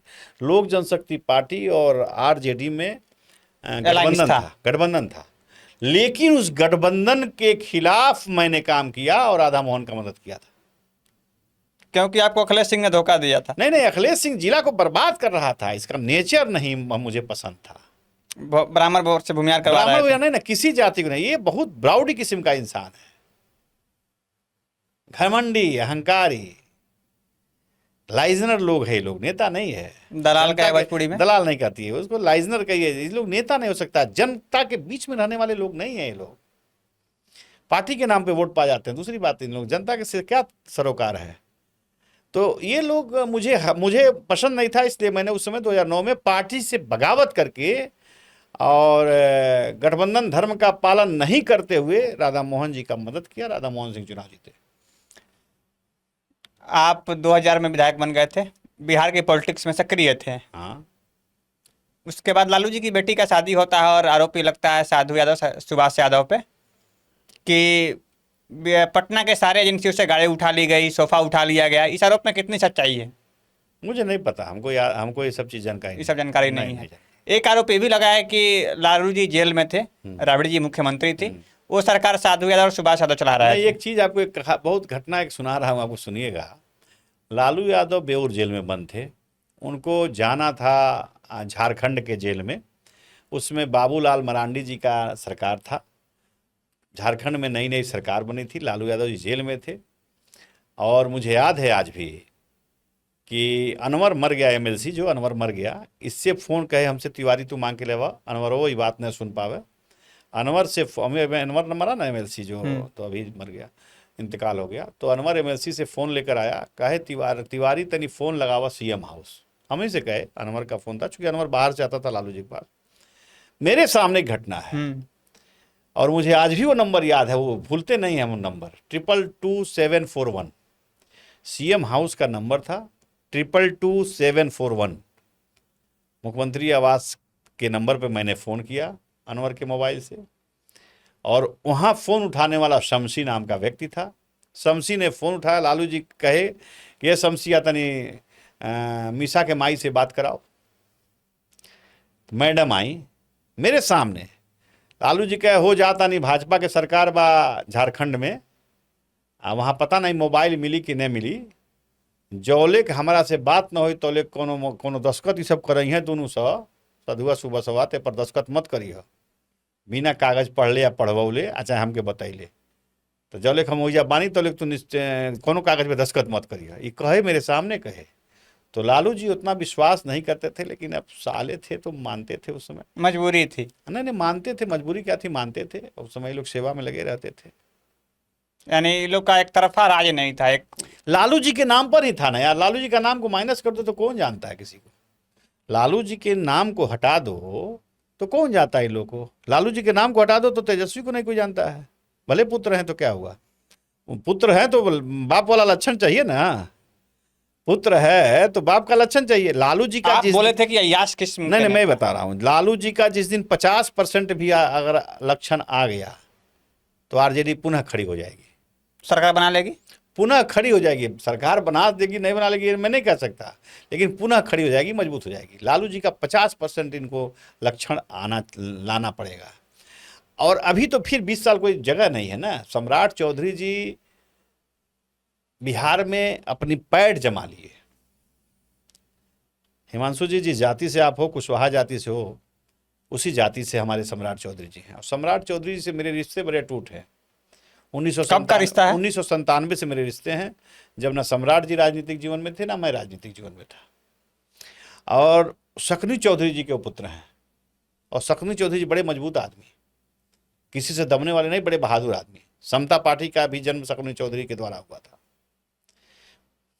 सम्राट चौधरी जी आज मुख्यमंत्री बने, इनके पिता को पहले ही मुख्यमंत्री बन जाना चाहिए था, लेकिन इनको धोखा पे धोखा मिलते गया। लेकिन नीतीश कुमार जी ने उस ऋण को चुकता किया, उनके पुत्र को मुख्यमंत्री बना करके। 92 साल की उम्र में सम्राट चौधरी जी ने अपने बेटा को मुख्यमंत्री बनते देखा। शकुनी चौधरी जी ने? हाँ, शकुनी चौधरी जी ने सम्राट चौधरी जी को अपने पुत्र को मुख्यमंत्री बनते देखा तो कहीं बहुत खुश हुए होंगे। हम नहीं बने, बेटा बन रहा है। उनकी ललक थी कि एक बार हमारे घर में मुख्यमंत्री होना चाहिए, क्योंकि उनका उतना कर्तव्य था, उतना काम किए थे बिहार के लिए, संघर्ष किए थे उतना वो। सम्राट चौधरी जी बहुत दृढ़ संकल्पित व्यक्ति है, बहुत मजबूत आदमी है ये। प्रशांत किशोर आरोप लगाते हैं सातवीं फेल है, तो कुछ भी हो से नहीं मतलब है। पढ़ाई लिखाई करके ही कोई राजा बनता है क्या? मुख्यमंत्री बन गए, उनके जीन में राजनीति है। प्रशांत किशोर कहते हैं कि विकास की बात नहीं। सम्राट चौधरी जी जो करेंगे बिहार हिंदुस्तान, वो सम्राट चौधरी कुशवाहा बिरादरी के पूरे देश के एकमात्र नेता मजबूत बन के उभरेंगे। कुशवाहा पूरे देश के कुशवाहा समाज के ही नहीं, कुशवाहा समाज के साथ सर्व समाज के। सम्राट चौधरी ही वो व्यक्ति है जो मंच पर माइक पर खुलेआम बोलने वाला है कि ब्राह्मण के बगैर ये देश नहीं चल सकता। हाँ, सही बात है। तो सम्राट चौधरी जी जो ब्राह्मणों का सम्मान कर रहा है, राजपूतों का सम्मान कर रहा है, भूमिहारों को सम्मान दे रहा है, सब जातियों को लेकर चल रहा है। लेकिन तेजस्वी कह रहे हैं कि मेरी बात सुनिएगा, दलितों का सम्मान दे रहा है, पिछड़ों का सबका सम्मान दे रहा है, तो सर्व जाति का नेता हो गया। और सम्राट चौधरी जी तो हमको लगता है कि कुशवाहा समाज के पूरे कुशवाहा समाज के पूरे देश का सबसे बढ़िया, और उनका भी मतलब हम चंद्रगुप्त मौर्य की तरह जिसको चाणक्य ने राजा बनाया था, उसी तरह सम्राट चौधरी जी को भी अगर किसी ने मुख्यमंत्री बनाया है तो समझिएगा कि पूरे देश में नाम करने वाला व्यक्ति है। सम्राट चौधरी जी बिहार के लिए नहीं, पूरे देश के लिए काम करेंगे। बिहार को इतना आगे ले जाएंगे कि नीतीश कुमार ने जो लाइन खींची है, उस लाइन को और लंबा करने का काम करेंगे सम्राट चौधरी जी। सम्राट चौधरी जी बहुत दृढ़ संकल्पित व्यक्ति है, बहुत मजबूत इरादे वाला व्यक्ति है। उसने अपनी काबिलियत पर यह पद पाया है, किसी के रहमो करम पे यह पद नहीं मिला है सम्राट चौधरी जी को। सम्राट चौधरी जी ने करके दिखाया है, कह के दिखाया है, पार्टी के लिए लड़ा है। कम समय में भारतीय जनता पार्टी के सदस्य होने के बाद भारतीय जनता पार्टी में अपनी जगह बनाई है और जगह बना करके अपने वजूद को दिखा करके अपना वो सीट हासिल किया। कोई रहमो करम पे नहीं पाए हैं सम्राट चौधरी जी। सम्राट चौधरी की काबिलियत ने सम्राट चौधरी को बिहार का मुख्यमंत्री बनाया, इसलिए सम्राट चौधरी पे दाग नहीं है। दाग नहीं नहीं। सम्राट चौधरी पे आरोप लग रहा था, इस पे तो आरोप लगा रहे हैं कि जात देख के इनकाउंटर करा रहे हैं। अब जात देख के कौन सी इंटरकाउंटर है? ब्राह्मण का इनकाउंटर हुआ है, जो ब्राह्मण का इनकाउंटर हुआ है भरत तिवारी का, ये जात है। ये इनकाउंटर नहीं होना चाहिए था। इसके पहले जितने भी इनकाउंटर हुए अपराधियों का हुआ, पैर में गोली मारी गई, वो मरा नहीं ना। लेकिन ये जो इनकाउंटर हुआ शाहाबाद में भरत तिवारी का, तो भरत तिवारी का मैं सुबह से आज उसका मैं सर्च करके आईडी देख रहा था। उसने सिर्फ गरीबों और मजलूमों की आवाज़ बन के आवाज़ उठाता था विकास के लिए, कोई आपराधिक केस नहीं था उसके ऊपर। और अपनी आवाज़ सुनाने के लिए वो एकाएक भगत सिंह का रूप धारण कर लिया। जैसे भगत सिंह सुखदेव राजगुरु ने असेंबली में बम फेंक करके सरकार को जगाया कि मेरी आवाज़ सुनो, उसी तरह उसने भी रिवाल्वर निकाल लिया अवैध। वो गलत किया, रिवाल्वर अवैध निकाल करके ये नहीं करना चाहिए था, गलत किया, लेकिन आवाज़ सुनाने के लिए किया, किसी को मारने के लिए नहीं किया। और उस व्यक्ति ने जब अपने रिवाल्वर को सरेंडर कर दिया, फेंक दिया पुलिस के समकक्ष, और निहत्था होने के बाद उसको गोली मारने की कोई आवश्यकता नहीं थी, उसको 5 गोली मारी गई। मैं तो सम्राट चौधरी जी की अपनी सरकार से मांग करूंगा कि जितने पुलिसकर्मियों ने गोली चलाई है उन सबों को सस्पेंशन नहीं, उन सबों के ऊपर मुकदमा 302 का चलना चाहिए, और ताकि सबक मिले कि अपराधियों को मारना पाप नहीं है, लेकिन जो अपराध नहीं किया हो कभी उसको इस तरीके से हत्या कर देना, ये तो 302 का केस चलना चाहिए। और चलेगा, देखिएगा ये लड़ाई आगे बढ़ेगी, मैं जानता हूँ। मेरी बात हो रही थी वहाँ के शाहाबाद के जनप्रतिनिधियों से, सांसद लोगों से, उन्होंने कहा कि हम लोग चुप नहीं बैठेंगे, गलत हुआ है। एक माँ का कोख सूना कर दिया गया, एक जवान औरत को विधवा बना दिया गया, 3 बच्चे सुन रहे हैं, उसके बच्चे भी हैं, अनाथ बना दिया गया। तो मान लीजिए कि गलत हुआ है तो गलत का गलत है, कोई जाति का हो, कोई मजहब का हो। अगर वो जनता की आवाज बन के बोल रहा है, ठीक है, उसका पैटर्न गलत था, वो गलत था, तो उसको पकड़ लेते, आम सेट में उसको जेल भेज देते, उसको सजा करा देते। लेकिन गोली मारना कहीं का न्याय नहीं है। इस पे मुकदमा सरकार से मैं मांग करता हूँ, उस पर 302 का मुकदमा चलना चाहिए। तेजस्वी यादव अय्याश किस्म का नेता है, ऐसा आरोप आपने लगाया। मैंने अय्याशी कभी देखी नहीं है, लेकिन सोच समझ के मैं एक बात कहता हूं कि लालू यादव वाला विदेश घूमते हैं। लालू यादव जी का कोई लक्षण नहीं है, इतना ही मैं कह दिया। लालू यादव जी का लक्षण नहीं है, कोई लक्षण नहीं है, कोई लक्षण 10% भी नहीं। तेज प्रताप में है। तेज प्रताप तो राधा रानी के भक्त हैं, उनको राजनीति से ज्यादा राधा रानी को प्यार करना चाहिए। नागमणि जी हमारे पॉडकास्ट में आए थे, हाँ, उन्होंने कहा कि यादव सब पहले दूध बेचता था, अब एक एक घर में सबके स्कॉर्पियो लगा हुआ है। किसी यादव को लालू यादव ने मजबूत किया। लालू यादव जहाँ भी गए, जिस जिले में भी गया, कह दिए बक्सर का मुख्यमंत्री फलाना यादव, आरा का मुख्यमंत्री फलाना यादव, मोतिहारी का मुख्यमंत्री फलाना यादव, यहाँ का मुख्यमंत्री फलाना यादव। उन्होंने यादव को मजबूत किया। क्या सही बात है ये? देखिए, बिहार में आबादी भी तो 15% यादवों की है। लालू यादव ऐसा नहीं किया। लालू यादव पिछड़ों की, दलित के, शोषित वंचितों की आवाज थे। लालू यादव जी ने जब सत्ता संभाली तो उस समय किसी भी पिछड़े व्यक्ति, पिछड़ी जाति के लोग, चाहे दलित, शोषित, वंचित लोग थाने में नहीं बैठ पाते थे, BDO CO के यहाँ नहीं जा पाते थे। तो लालू जी ने आवाज बने थे। और आरोप ये लगता है कि लालू जी आवाज बने थे। लालू जी का नेतृत्व करने का क्षमता अलग था। लालू जी थे। लालू जी की बात करना बेमानी है। सब लोग लालू नहीं बन सकता। लालू जी पुरुष आदमी है। आरोप लगता है लालू यादव अपराधियों के सरदार हैं, अपराधियों के सरगना हैं, सब गलत, चारा चोर हैं। गलत बात है। अब चारा चोर तो मान लीजिए बहुत लोगों का नाम हम ले लेंगे, लेकिन क्या फायदा। ये सब गलत बात है, अफवाह है। पहला मुख्यमंत्री मैं देखा कि जो व्यक्ति अपने ही अनुशंसा कर रहा है कि इसकी जांच होनी चाहिए और वही मुलजिम बन जा रहा है। तो इस पे क्या कहेंगे, छोड़िए, ये सब राजनीतिक बड़ी गंदी लालू चीज यादव है। रजिस्टर्ड अपराधी है, ये भी आरोप लगता है। कौन कहता है? वो तो बेचारे 302 का मुलजिम है। मुख्यमंत्री सम्राट चौधरी का। नहीं, सम्राट जी नहीं बोलते। राजनीतिक फ्लो में कुछ कुछ बोल देते होंगे, वो तो राजनीतिक बात है, और वो स्टेज का भाषण है वोट के समय का। लेकिन सम्राट जी भी लालू जी का कभी मददगार हुआ करते थे। आज ठीक है, राजनीति हम भी कभी मददगार हुआ करते थे। शकुनी चौधरी जी उनके सम्राट जी के पिताजी लालू जी की सरकार में, राबड़ी देवी की सरकार में स्वास्थ्य मंत्री हुआ करते थे। ये सब बातें नहीं है, सब लोग एक दूसरे पे आरोप लगाते हैं, लेकिन नेता, सब बड़े नेता लोग एक ही होते हैं, और आरोप लगाएंगे नहीं तो हमको वोट कैसे मिलेगा। लेकिन लालू जी, जितना लोग उनको गलत कहता है उतना गलत है नहीं। उतना गलत नहीं है। नहीं, तेजस्वी को कहे लोग तो मैं मान सकता हूँ, और लोगों को कहे लोग तो मान सकता हूँ, लेकिन नहीं, लालू जी की में एक कमी आई कि लालू जी परिवारवाद का बढ़ावा दिए। परिवारवाद मतलब हो गया कि जब लालू जी तेजस्वी यादव जी को बना दिए, तेज प्रताप यादव जी को भी मंत्री बनवा दिए, मीसा भारती को भी बना दिए, सबको नहीं लाना चाहिए राजनीति में। ये काम नीतीश कुमार अपने जीते जी नहीं किए, मैंने राजनीति में जीते जी, अब तो राज्यसभा सदस्य हैं। उनके पुत्र आए निशान जी, जब वो मुख्यमंत्री पद छोड़े तो काफ़ी पार्टी के नेताओं के प्रेशर में निशांत कुमार राजनीति में आए। और पहले तो आए तो हमको लगा कि ये राजनीति में क्या आएंगे, तो कभी राजनीति सीखे नहीं बेचारे। लेकिन इन 3 महीनों में मैं जो देखा निशांत कुमार को, जितने परिपक्व राजनीतिज्ञ निशांत कुमार हुए हैं, तो मुझे लगता है कि वो उनके अंदर जोश और जुनून है राजनीति सीखने का। तो बहुत जल्दी ही अग्रेसिव हो गए और अच्छा काम कर रहे हैं और आगे अच्छा करेंगे। नागमनी जी हमारे पॉडकास्ट में आए थे और उन्होंने एक बयान दिया था, आप बयान को हम सुनवाते हैं आपको। जो अंगूठा छाप था ब्रह्म से थे, उनको भी लोगों ने मंत्री बनाया। कपिल देव सिंह बढ़िया के बिहार से मैंने ब्राह्मण को बोलिए दिए, भूमिहार को बोलिए दिए, मंत्री बनाया गया। नरेंद्र सिंह के फादर और नरेंद्र बाबू को बोलिए दिए, थे, मंत्री बनाया गया। जो अनपढ़ टाइप का, अब मेरी बात सुनिएगा, बंद कर दीजिए। सबर समाज नागमणि जी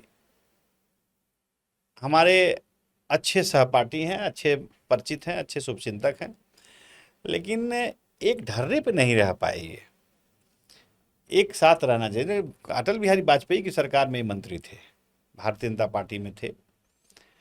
नागमणि जी उस व्यक्ति के पुत्र हैं जिसकी इनके फादर का नाम लेकर दुनिया राजनीति में आया है, जगदेव बाबू।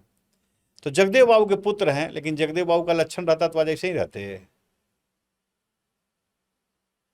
जगदेव बाबू के नाम को अगर सही तरीके से लेके चलता यह व्यक्ति नागमणि जी, तो जिस जगह सम्राट चौधरी जी बैठे हैं उस जगह आज से 10 साल पहले यह व्यक्ति बैठा होता, मुख्यमंत्री होते बिहार के। आज से 10 साल पहले यह व्यक्ति बैठा होता, लेकिन उस लायक है ही नहीं है, तो क्या करिएगा। सबके भाग में नहीं ना है, सब लोग बाढ़े पूत पिता के कर में, तैसे थोड़ी होता है। कहा जाता है, कहावत है, खेती बाढ़े अपने कर में। तो ये नहीं बढ़ पाए, अपने पिता के नाम को आगे लेकर नहीं चल पाए। भगवान ने इनको कई बार मौका दिया, सांसद बने, विधायक बने, केंद्र में मिनिस्टर रहे, राज्य में मिनिस्टर रहे, सब जगह चारों स्थान के सदस्य रह चुके हैं नीतीश कुमार और लालू यादव से पहले। बिल्कुल रह चुके हैं। तो किसके मेहरबानी पे? अपने पिता के नाम पर किसने बनाया? लालू यादव ने बनाया। परिषद में कौन भेजा? नीतीश कुमार। विधानसभा में कौन भेजा? लालू यादव। लोकसभा में कौन भेजा? लालू यादव। एक बार लोकसभा में कौन गए? भाजपा से। तो बताइए, सब दूसरे लोग ना अपना क्या बनाए। तो मैं तो कहूँगा कि नागमणि जी से कि ये सब बातें नहीं करनी चाहिए।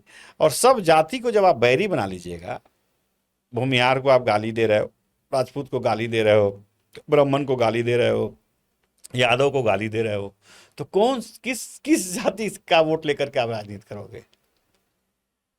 आज सम्राट जी 90% की बात करते हैं। मेरी बात सुनिएगा, वो तो गलत बात है ना। सबको गाली दे दोगे, 90% कहाँ आता है इनके साथ? आप सम्राट जी को देख करके टेंशन में हो, हमको जहाँ तक लगता है। तो सम्राट चौधरी में वो गुण है ना, तब उस जगह बैठे हुए हैं। सम्राट चौधरी जी सब जात का हितैषी है। ऐसा नहीं है कि सिर्फ कुशवाहा को लेकर चलते हैं, कुशवाहा तो है ही है उनके पास, लेकिन सब जाति को लेकर के बटोर करके घरौधा बना करके कुनबा बनाया उन्होंने। और नीतीश कुमार जैसे लोगों के साथ गठबंधन हुई और भारतीय जनता पार्टी जीती। तो उस जगह को, उस कुर्सी को पाने के लिए सम्राट चौधरी ने बहुत परिश्रम किया है और अपने बलबूते पर वो कुर्सी प्राप्त किया है। ये कहे कि कोई थोप दिया है, उस नहीं है, थोपा भी है तो मजबूरी में। सम्राट चौधरी को नहीं बनाता तो सरकार नहीं चल पाती, सरकार नहीं चल पाता। नहीं चल पाती। सम्राट चौधरी ही हैं कि चला ले रहे हैं। ये सब कहने के बाद ओपन बोलता हूँ, सम्राट चौधरी ने उतना काम किया है, उतना वर्क किया है, तो सम्राट चौधरी को छोड़कर एक बहुत बड़ी बात आप कह रहे हैं कि सम्राट चौधरी मुख्यमंत्री ना बने तो सरकार नहीं चल पाती। सम्राट चौधरी जी मुख्यमंत्री नहीं बनते तो सरकार नहीं बन पाती मेरे भाई। सम्राट चौधरी जी हैं, उसने काबिलियत दिखा करके चीज़ पाया है, किसी ने थोपा नहीं है, किसी ने उनके ऊपर एहसान नहीं किया है। अगर भारतीय जनता पार्टी के लिए उन्होंने त्याग किया, बलिदान किया, सब कुछ छोड़ा, तब आज उस जगह पे है। आनंद मोहन को जानते हैं? हाँ, जानते हैं। एक आरोप लगा रहे हैं नीतीश कुमार के पार्टी और नीतीश कुमार को हाईजैक कर लिया गया है। ललन सिंह और संजय झा पैसा लेकर मंत्री विधायक और टिकट देते हैं। ये उनके पार्टी का आंतरिक मामला है, ये उनके पार्टी का आंतरिक मामला है। मैं हिंदुस्तान में 4 ही दल को जानता था जो बिना पैसे दिए टिकट देती है। बाकी दल को मैं जानता हूँ, कुछ पैसे लेती है, सब पार्टियाँ लेती है। भारतीय जनता पार्टी पैसे नहीं लेती है, बिना पैसे लिए टिकट देती है संगठन के कार्यकर्ताओं को, लोगों को। कांग्रेस भी पैसे नहीं लेती है, टिकट देती है। उत्तर प्रदेश की समाजवादी पार्टी भी बिना पैसे लिए टिकट देती है, कभी किसी से उसके ऊपर दाग नहीं है, बिना पैसे लिए टिकट देती है समाजवादी पार्टी। हाँ, समाजवादी है। और नीतीश कुमार जी के होशो हवास में जनता दल यूनाइटेड कभी किसी से पैसा नहीं लिया, कार्यकर्ताओं को तवज्जो दिया, कार्यकर्ताओं को टिकट दिया। तो इस 4 पार्टी का गारंटी के साथ मैं कहता हूं, जिस पार्टी को मैं जानता हूं, अब वो साउथ में और तमिलनाडु में नहीं जानता, उधर के साउथ के लोगों की पार्टी को नहीं जानता, महाराष्ट्र की पार्टी को नहीं जानता, लेकिन जहां मैं देखा हूं जमीनी हकीकत है, ये 4 पार्टी को छोड़कर बाकी सब पार्टियां पैसे लेती हैं, चंदे लेती हैं। मैं सबकी आरोप लग रहा है संजय झा और ललन सिंह के ऊपर कि ये लोग अब पैसा लेते हैं, ये लोग अब नीतीश कुमार को हाईजैक कर चुके हैं, उनकी पार्टी को हाईजैक कर चुके हैं। हिमांशु जी, एक ही चीज कहा आपसे कि उनके पार्टी का आंतरिक मामला है, और आनंद मोहन जी लगा रहे हैं वो जनता दल यूनाइटेड में उनका बेटा विधायक है, उनकी पत्नी सांसद हैं, तो वो लगा रहे हैं अपना पार्टी इस पे तय करे, पार्टी इस पे बात करे। वो उनके अंदर का आंतरिक मामलों में मुझे बोलना कहीं से ठीक नहीं लगता है।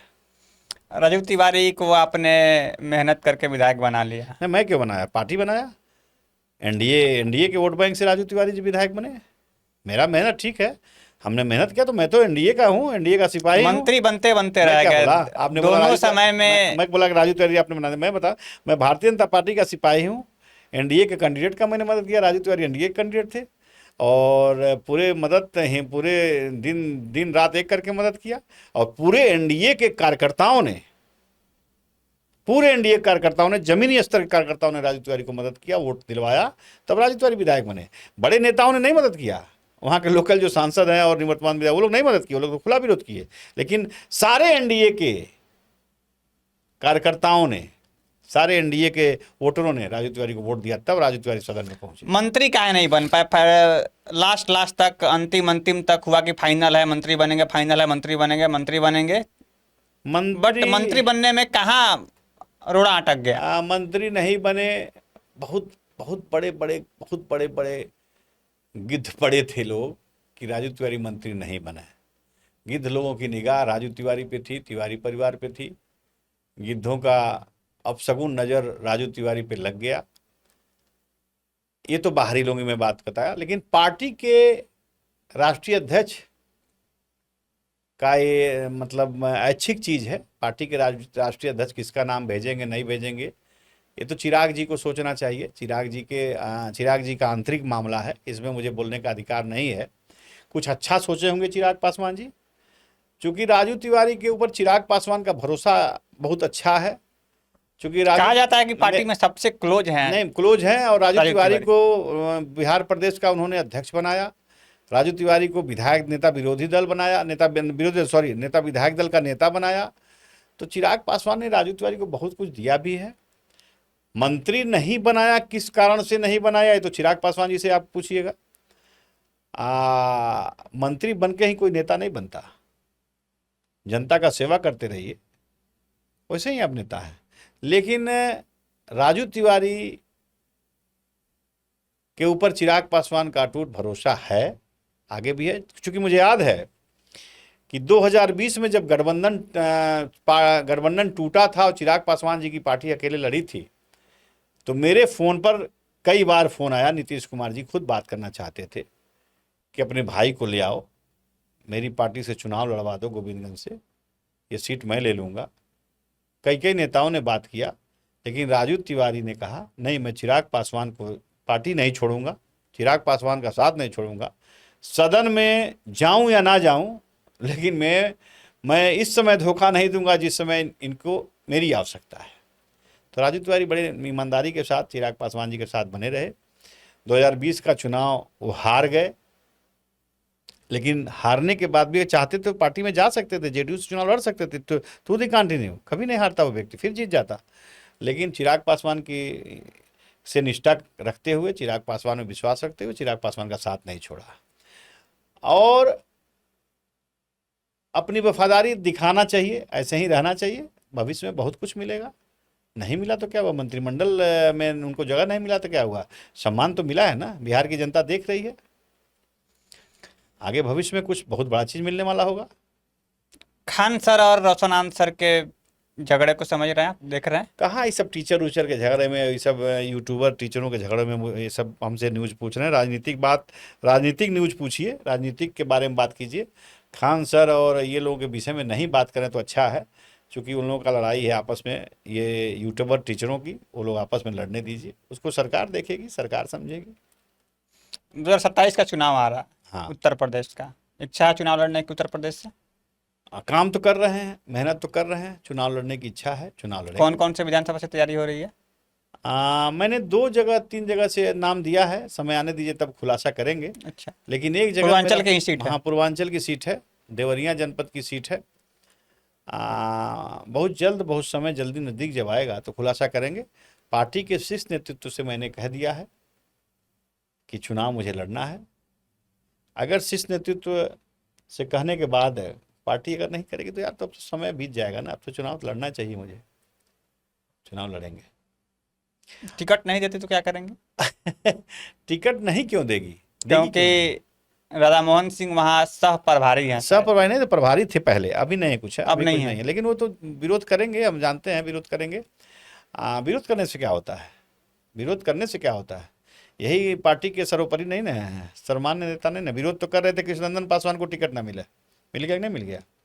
विरोध तो कर रहे थे सचिंदर सिंह को टिकट ना मिले, उनका फर्जी वीडियो सेक्स स्कैंडल वाला निकाल करके फर्जी वीडियो बनवा कर डलवाया गया। फर्जी वीडियो था वो? मुझे लगता है, अब आगे भगवान जाने क्या था, हम तो नहीं, मैंने लोग जो कहते हैं सचिंदर भाई से जो बात होती है, सचिंदर अच्छा, भाई से जो जनता कहा, के बीच चर्चा है। जो चर्चाएं लोग कर रहे थे, वो मैं आप लोगों ने कहा कि फर्जी वीडियो बनाकर डाला गया, फिर भी टिकट मिला कि नहीं मिला? तो नहीं चाहते हैं, तभी नहीं चाहते हैं तभी टिकट मिल जाता है, चाहेंगे तो भले नहीं मिले। तो उत्तर प्रदेश में चाहेंगे तो नहीं मिलेगी। नहीं, वही चाहेंगे तो भले न मिले, न चाहने को हो सकता है मिल जाए। उत्तर प्रदेश में संगठन के लोगों का क्षेत्रफल अधिकार है, प्रदेश अध्यक्ष जी, संगठन महामंत्री और ये लोग। उत्तर प्रदेश में चुनाव जब होता है तो संगठन के लोग जिसको रिकमेंड करते हैं उसको पार्टी टिकट देती है, और हमको नहीं लगता कि हमारे जैसे लोगों को इग्नोर करना चाहेगा लोग, क्योंकि हम लोग पार्टी के लिए काम करते हैं। अभी बंगाल में चुनाव था तो बंगाल में काफ़ी मेहनत किया हमने, बंगाल में हमने 20 दिन पार्टी के लिए काम किया। 20 दिन बंगाल में हमने समय दिया, आते जाते रहे बंगाल में। तो बंगाल का चुनाव हम जहाँ जहाँ पार्टी नहीं भी कहती है तो भी मैं जाता हूँ, चूँकि एक नेता हूँ, पार्टी के लिए काम करने का दिली तमन्ना है, आगे रहती है। तो एक एक्टिव मेंबर होने के नाते मैं भारतीय जनता पार्टी का 24 घंटा सिपाही बन के काम करते रहता हूँ। आप एक कॉन्क्लेव में गए थे चुनाव से पहले, विधानसभा चुनाव से पहले, वहाँ आपने सूरजभान सिंह जी से आपने खुद सवाल किया था कि आप मोकामा चुनाव क्यों नहीं लड़ रहे हैं? बिल्कुल। मोकामा से चुनाव लड़े, उनकी पत्नी चुनाव लड़ी, हार गए और हार गए। इसके पीछे क्या कारण था? चुनाव हारने का एक ही कारण था वहाँ, कि चुनाव के दरमियान वहाँ पे एक हत्या हो गई थी जनसुराज पार्टी के एक सदस्य की, कोई यादव था, दुलाल चंद यादव। हाँ, पुराना डाकू था दियर का, उसकी हत्या हो गई। उस हत्या में जो पार्टी के आरजेडी का कोई कार्यकर्ता नहीं था, वर्कर नहीं था, तो उस पार्टी के उसके मरने पर सूरजभान जी के फैमिली जो कैंडिडेट थी बीना देवी जी, उनको नहीं जाना चाहिए था। बीना देवी जी जब गई वहाँ पे घटनास्थल पे, उसके डेड बॉडी पे, उसके पोस्टमार्टम हाउस पे, तो वहाँ पे कुछ जाति विशेष के लोगों ने खुलेआम भूमिहार समाज को गाली दिया। तो भूमिहार समाज को जब गाली दिया तो भूमिहार समाज एकमुश्त हो गया। जो सूरजभान सिंह का भी वोटर था वो सब एकमुश्त होकर के एनडीए को वोट कर दिया। इसलिए सूरजभान सिंह जी 20-22 हज़ार से हार गए। 20-22 हज़ार के हारने का मतलब कोई ज़्यादा नहीं होता है, उनका अपना समर्थक टूटा ना। तो मान लो 11 दूना 22, 11,000 वोट इधर आ जाता तो सूरजभान सिंह जीत जाते। लेकिन चूंकि भूमिहार समाज ने एक तरफा वोट एक एनडीए को कर दिया, चुनाव में सूरजभान सिंह को शिकस्त मिला। लेकिन सूरजभान सिंह उस क्षेत्र में कभी जिंदगी में नहीं हारते। जब सूरजभान सिंह जी 2000 में उस क्षेत्र में 1,03,000 वोट पाए थे और 73,000 वोटों से चुनाव जीते थे, उस समय के तत्कालीन विधायक दिलीप सिंह को हरा के, तो हमको लगता है बिहार में सबसे ज़्यादा वोट से जीते थे चुनाव। उसके बाद से सूरजभान सिंह ने वो क्षेत्र दे दिया किसी और को। अगर उसी समय क्षेत्र सूरजभान सिंह किसी और को न दे करके अपने परिवार को, अपनी पत्नी को चुनाव लड़ाए होते तो आज तक कंटिन्यू रहते सूरजभान सिंह जी, कभी वहाँ से दूसरे किसी का उत्पत्ति भी नहीं होता। लेकिन एक गलती जब हो जाता है ना तो उस गलती का अंत नहीं होता है। अब आगे आगे देखिए, उन्होंने पार्टी आरजेडी में चले गए। चिराग पासवान, रामविलास पासवान के सबसे करीबियों में से पासवान जी जब जिंदा थे तो रामविलास जी के साथ थे। बहुत करीब हुआ करते थे उनके। रामविलास जी के बाद उनको सम्मान नहीं मिला होगा, तो रामविलास जी के बाद चिराग पासवान के। अब वो छोड़िए, क्या उन लोगों के अंतर की बात है, वो सब बातें करना बेकार है। अभी वो छोड़कर चले गए आरजेडी में तो क्या हुआ? नेता है तो नेता तो कहीं जाएगा ना, राजनीति करना है तो कहीं लड़ेगा ना। ये जिंदगी भर झंडा उठाएगा, झंडा उठाने के लिए कोई पैदा थोड़ी ना होता है यार। एक बार बर्दाश्त करेगा, 2 बार बर्दाश्त करेगा, लेकिन लगातार टिकटें नहीं मिलेगा तो कहीं और जाएगा, लड़ जाएगा, हारे चाहे जीते।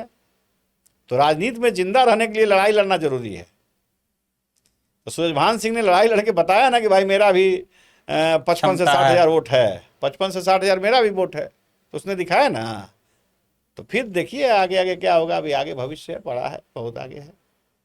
सम्राट चौधरी से क्या उम्मीद है बिहार की जनता को और आपको? बिहार की जनता को जिस उम्मीद के साथ सम्राट चौधरी जी को बिहार की आवाम ने मुख्यमंत्री बनते देखा है, मैं राजन तिवारी बड़े मजबूती के साथ यह कह रहा हूं आपके चैनल पे, सम्राट चौधरी जी से बढ़िया मुख्यमंत्री एक कदम नीतीश कुमार से आगे बढ़ के ही काम करेंगे। नीतीश कुमार से पीछे रह के काम नहीं करेंगे, एक कदम आगे रहेंगे। एक कदम आगे रहेंगे। नीतीश कुमार जी ने जो लाइन खींची है उस लाइन को और लंबा करेंगे सम्राट चौधरी जी। सम्राट चौधरी जी मजबूत आदमी हैं और काम करने वाले आदमी हैं। 24 घंटा जो व्यक्ति मुख्यमंत्री बनते ही 38 जिला में घूमना शुरू कर दिया, 38 जिला की चौहद्दी को नापना शुरू कर दिया, 38 जिला के सुख दुख समझने लगा, किस कहाँ किस क्या चीज़ की आवश्यकता है, किस चीज़ की सुविधा मिले तो जनता खुशहाल रहेगी। जो व्यक्ति घूमने लगा तो समझ जाइए कि वो आदमी घूम रहा है अभी, तो विकास किस तेजी में करेंगे। तभी तो 3 महीना हुआ है ना, देखने दीजिए। साल भर का ट्रम्प कार्ड जब सरकार पेश करेगी, जब साल भर का ट्रम्प कार्ड सरकार का होगा तब देखिएगा कितना बढ़िया काम दिखाई देगा। जाते जाते बिहार की जनता को क्या संदेश देना चाहेंगे? उत्तर प्रदेश की जनता को क्या संदेश देना चाहेंगे?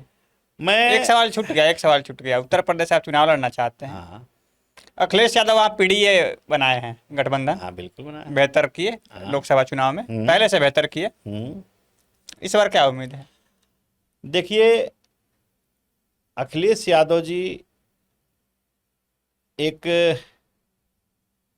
बहुत ही कर्मठ व्यक्ति हैं। उनका विजन मैं देखा हूँ, मैं सुना हूँ। जो अखिलेश यादव जी के पास एक बार बैठ जाता है तो उनकी बात सुनते रहता है, बड़ा अच्छा लगता है। पढ़ा लिखा व्यक्ति हैं। पहले तो उन जो काम किया उसके बारे में बोलना चाहिए, बड़े ईमानदारी के साथ बोलना चाहिए। एक्सप्रेसवे जिस पे हवाई जहाज़ उतार दिया, फाइटर प्लेन उतार दिया, अखिलेश जी का बनवाया हुआ। मेट्रो अखिलेश जी का बनवाया हुआ। गोमती रिवर फ्रंट अखिलेश जी का बनाया हुआ। स्टेडियम अखिलेश जी का बनवाया हुआ। तमाम ऐसी चीज़ों को, 100 डायल अखिलेश जी का बनवाया हुआ। ऐसे ऐसे चीज़ों का अखिलेश जी ने निर्माण करवाया है जो लखनऊ में आप जाइएगा, चाहे प्रदेश कहा में जाता है कि जाइएगा, अखिलेश यादव ने जो शिलान्यास किया उसमें कुछ कामों का उद्घाटन योगी आदित्यनाथ किए। तो हर सरकार करती है, तो हर सरकार जिसका नंबर आता है करता है। हवाई जहाज, नया हेलीकॉप्टर खरीदे थे जगन्नाथ मिश्र जी, लालू जी चढ़े उस पे। तो एक तो कोई बड़ी चीज नहीं है। कोई भी सरकार करती है तो अपने जेब से नहीं करती है, वो हमारे आपके पैसे का, जो हमारे आपका टैक्स पे ही पैसा है, उसी से विकास करती है। ये सरकार गिनवाती है कि मैंने ये किया, मैंने वो किया। अरे तुमने क्या किया यार? हमने टैक्स दिया तो आपने काम किया, हमारा जरूरत था इस चीज को करने का, इसको मत गिनवाओ ना। अपने जेब से जब कुछ दान करो, कर्ण की तरह, वो कर्ण जो जानता था कि ये कवच और कुंडल मैं दे दूंगा तो मर जाऊंगा, अजर अमर होकर पैदा लिया हूं ये कवच कुंडल, जब तक मेरे शरीर में रहेगा कोई मुझे मार नहीं सकता है। फिर भी दानी कर्ण ने कवच और कुंडल निकाल कर दे दिया। वैसा दान करो तब लगेगा कि हाँ तुम अपने से दान किए, अपने से काम किए। ये तो सरकार का फंड है, टैक्स पे ही हम, हमारे आपके टैक्सों का पैसा है, हमारे आपका पैसा है, ये हमारे आपके पैसा को विकास का में लगाया जा रहा है। तो इसमें कोई एहसान नहीं करती है सरकार किसी के ऊपर, ये बात जान लीजिए। बिहार में अफसरशाही बेलगाम है। मैं नए सरकार सम्राट जी से मैं कह भी चुका हूं, अभी तो नए बने हैं। नीतीश कुमार जी के कुछ दिन के शासनकाल में अफसरशाही बेलगाम हो गई थी। उस अफसरशाही को ठीक करने की जरूरत है। जेडीयू के माननीय विधायक सुनील कुमार जी थे, शिक्षा मंत्री बने थे। अभी हमारे भाई मिथिलेश तिवारी जी शिक्षा मंत्री हैं, और कांटों के ताज पर मिथिलेश तिवारी जी बैठे हैं। इतनी भ्रष्टता है शिक्षा विभाग में, इतना लूट है, इतना खसोट है कि आप क्या कहेंगे। चर्चा ये होती है कि शिक्षा मंत्री कुछ और कहते हैं, मुख्य सचिव कुछ और कहते हैं, लेटर कुछ और निकल जाता है। तो मिथिलेश तिवारी जी किसी की बात सुनने वाला व्यक्ति थोड़ी ना है, वो अपने काम हिसाब से काम करेंगे और अच्छा काम करना चाहिए। इतना भ्रष्टता हो चुका है कि मिथिलेश तिवारी को समझते समझते टाइम लगेगा। शिक्षा विभाग का वही हाल है, आरडब्ल्यूडी का वही हाल है, घोटाला, बाप रे बाप, सुन सुनकर माथा मेरा दर्द करने लगता है। कितना घोटाला हुआ है। सही तरीके से जांच हो जाए तो कितने आईएएस, कितने मंत्री जेल चले जाएंगे, सही तरीके से जांच हो जाए तो। फिर सरकार कौन चला रहा था? नीतीश कुमार का अब तो नीतीश कुमार जी का जब तबीयत खराब हुआ तब उतने दिनों का ये सब चीजें 2-2.5 साल में ही सारा खेल हुआ है। 3 सालों का खेल है ये सब। अब सम्राट चौधरी जी आए हैं, सम्राट चौधरी सब पे संज्ञान ले रहे हैं। अभी तो सबको चिन्हित कर रहे हैं। भी खुला है नहीं, सबको चिन्हित कर रहे हैं सम्राट चौधरी जी। वो किसी को छोड़ने वाला व्यक्ति नहीं है सम्राट चौधरी। सम्राट चौधरी का जब चाबुक चलेगा तो बड़े बड़े अफसर और बड़े बड़े नेता सब पिटेंगे, सबका पर बोरिया बिस्तर बंध जाएगा। बस इतना ही जानिए, ज़्यादा मत कहवाइए। कुछ बात को गर्त में रहने दीजिए, पेट में रहने दीजिए। वो ज़्यादा कहेंगे, अपने देखते रहिए आगे आगे होता है क्या। सब निकलेगा एक दिन, जिन सब निकलेगा और जनता के बीच में सब आएगा। सम्राट उत्तर प्रदेश की जनता को 27 के चुनाव के लिए क्या संदेश देना चाहेंगे? समय आने दीजिए, सबको संदेश देंगे। मेरे जितने समर्थक हैं सब धैर्यपूर्वक बैठे हैं, सब निगाह लगा कर बैठे हैं कि राजन तिवारी के साथ सिर्फ छल हो रहा है। बिहार से लेकर उत्तर प्रदेश तक छल छल छल छल छल, सिर्फ छल हो रहा है। तो मैं जनता की आवाज़ हूँ, मेरे फॉलोअर करोड़ों में हैं, और इस बार इग्नोर अगर मैं हुआ तब अपने जनता को भी संबोधित करेंगे, अपने लोगों को भी संबोधित करेंगे। तो डायलॉग होगी अच्छा नियम होगा, तब देखिए क्या होगा। अब तो पहले प्रार्थना कर रहा हूँ, प्रेयर कर रहा हूँ, नहीं तो दूध नहीं मिलेगा तब तो भूख लगेगा तो खाना मांगेंगे ना, चाहे छीन लेंगे। समय आने दीजिए, सबका खुलासा करेंगे। समय आने दीजिए तो क्षेत्र का भी खुलासा करेंगे। समय आने दीजिए, समय का इंतजार करिए, अभी समय काफी है। चुनाव। बीजेपी के शीर्ष नेतृत्व को क्या संदेश देना चाहेंगे? शीर्ष नेतृत्व को मेरी औकात है सजेशन देने का, लेकिन इतना जरूर कहेंगे कि धरातल के नेताओं को थोड़ा सा तवज्जो मिलना चाहिए, धरातल के नेताओं को पहचानना चाहिए। हमारे पूर्वांचल की बात, चंपारण से लेकर पूर्वांचल की मैं बात करूंगा, यहाँ पे नेता नहीं है कोई, सिर्फ ठेकेदार और दलाल भर गए हैं। इन लोगों से बचने की आवश्यकता है। शीर्ष नेतृत्व से इतना ही मांग करेंगे कि धीरे धीरे भारतीय जनता पार्टी के को कमजोर करने का ये लोग काम कर रहे हैं। अगर आप पूछोगे कि पार्लियामेंट में किसका अच्छा लगता है भाषण, तो मैं एक ही व्यक्ति का नाम लूंगा, विपक्ष की नहीं, अपने पार्टी की। दूसरे की बात मैं नहीं कर सकता, भाषण दूसरे विपक्ष भी बोलता है, लेकिन उसका नाम मैं क्यों लूंगा। लेकिन अपनी पार्टी का मुझे बिहार और झारखंड और उत्तर प्रदेश 3 राज्य मिला करके अगर किसी का भाषण अच्छा लगता है और डिबेट में सही तरीके से तथ्य पेश करने वाला कोई नेता है, तो उसका नाम है निशिकांत दुबे। गोड्डा के सांसद 4 बार के निशिकांत दुबे। उनका डिबेट और पेपर से वो बोलते हैं, कागज से वो बोलते हैं और तथ्य के साथ बोलते हैं। तो निशिकांत दुबे जी, हमको डिबेट उनका मैं सुनता हूँ, पार्टी में जब पार्लियामेंट में भाषण देते हैं वो भी सुनता हूँ, जब सरकार का पक्ष रखते हैं वो भी सुनता हूँ, और पूरे तथ्य के साथ बोलते हैं। तो निशिकांत दुबे की मैं बात सुनता हूँ। निशिकांत दुबे मेरे पसंदीदा लीडर में एक है।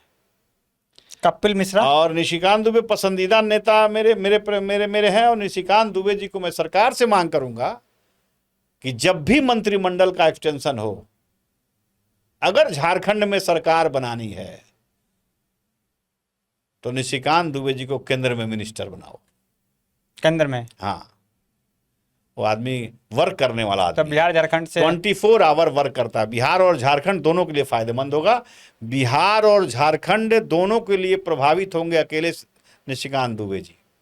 निशिकांत दुबे जी का पैठ बिहार में भी उतना ही है, ब्राह्मण समाज में, और झारखंड में भी है। तो निशिकांत दुबे जी को कपिल मिश्रा दिल्ली के हैं। हाँ, तो दिल्ली के वो हैं। देखो, आम आदमी पार्टी से आए हुए हैं, उनको मैं उतना नहीं जानता। ये तो भाजपा के लोग हैं ना, हिंदूवादी अब प्रवृत्ति के हैं। कल तक हिंदू को गाली देते थे, आज हिंदूवादी हो गए। तो कपिल मिश्रा की मैं बात नहीं करता है, छोड़ो उसकी बात। मैं अपने निशिकांत दुबे जी की बात करता हूँ, जो जिनके बारे में मैं जानता हूँ। मैं कपिल मिश्रा के बारे में ज़्यादा जानता भी नहीं। अच्छा, मैं जानता भी नहीं कपिल मिश्रा कौन है। ये जानते हैं कि दिल्ली के आम आदमी पार्टी के एमएलए थे, जिसने पार्टी को छोड़कर आज भारतीय जनता पार्टी जाए। कुछ दिन रहने दीजिए पार्टी में, उसके बाद देखा जाएगा। लेकिन निशिकांत दुबे जी 4 बार के सांसद, 4 बार के सांसद हैं। और झारखंड सरकार किसी से डरती है और दबती है तो निशिकांत दुबे से।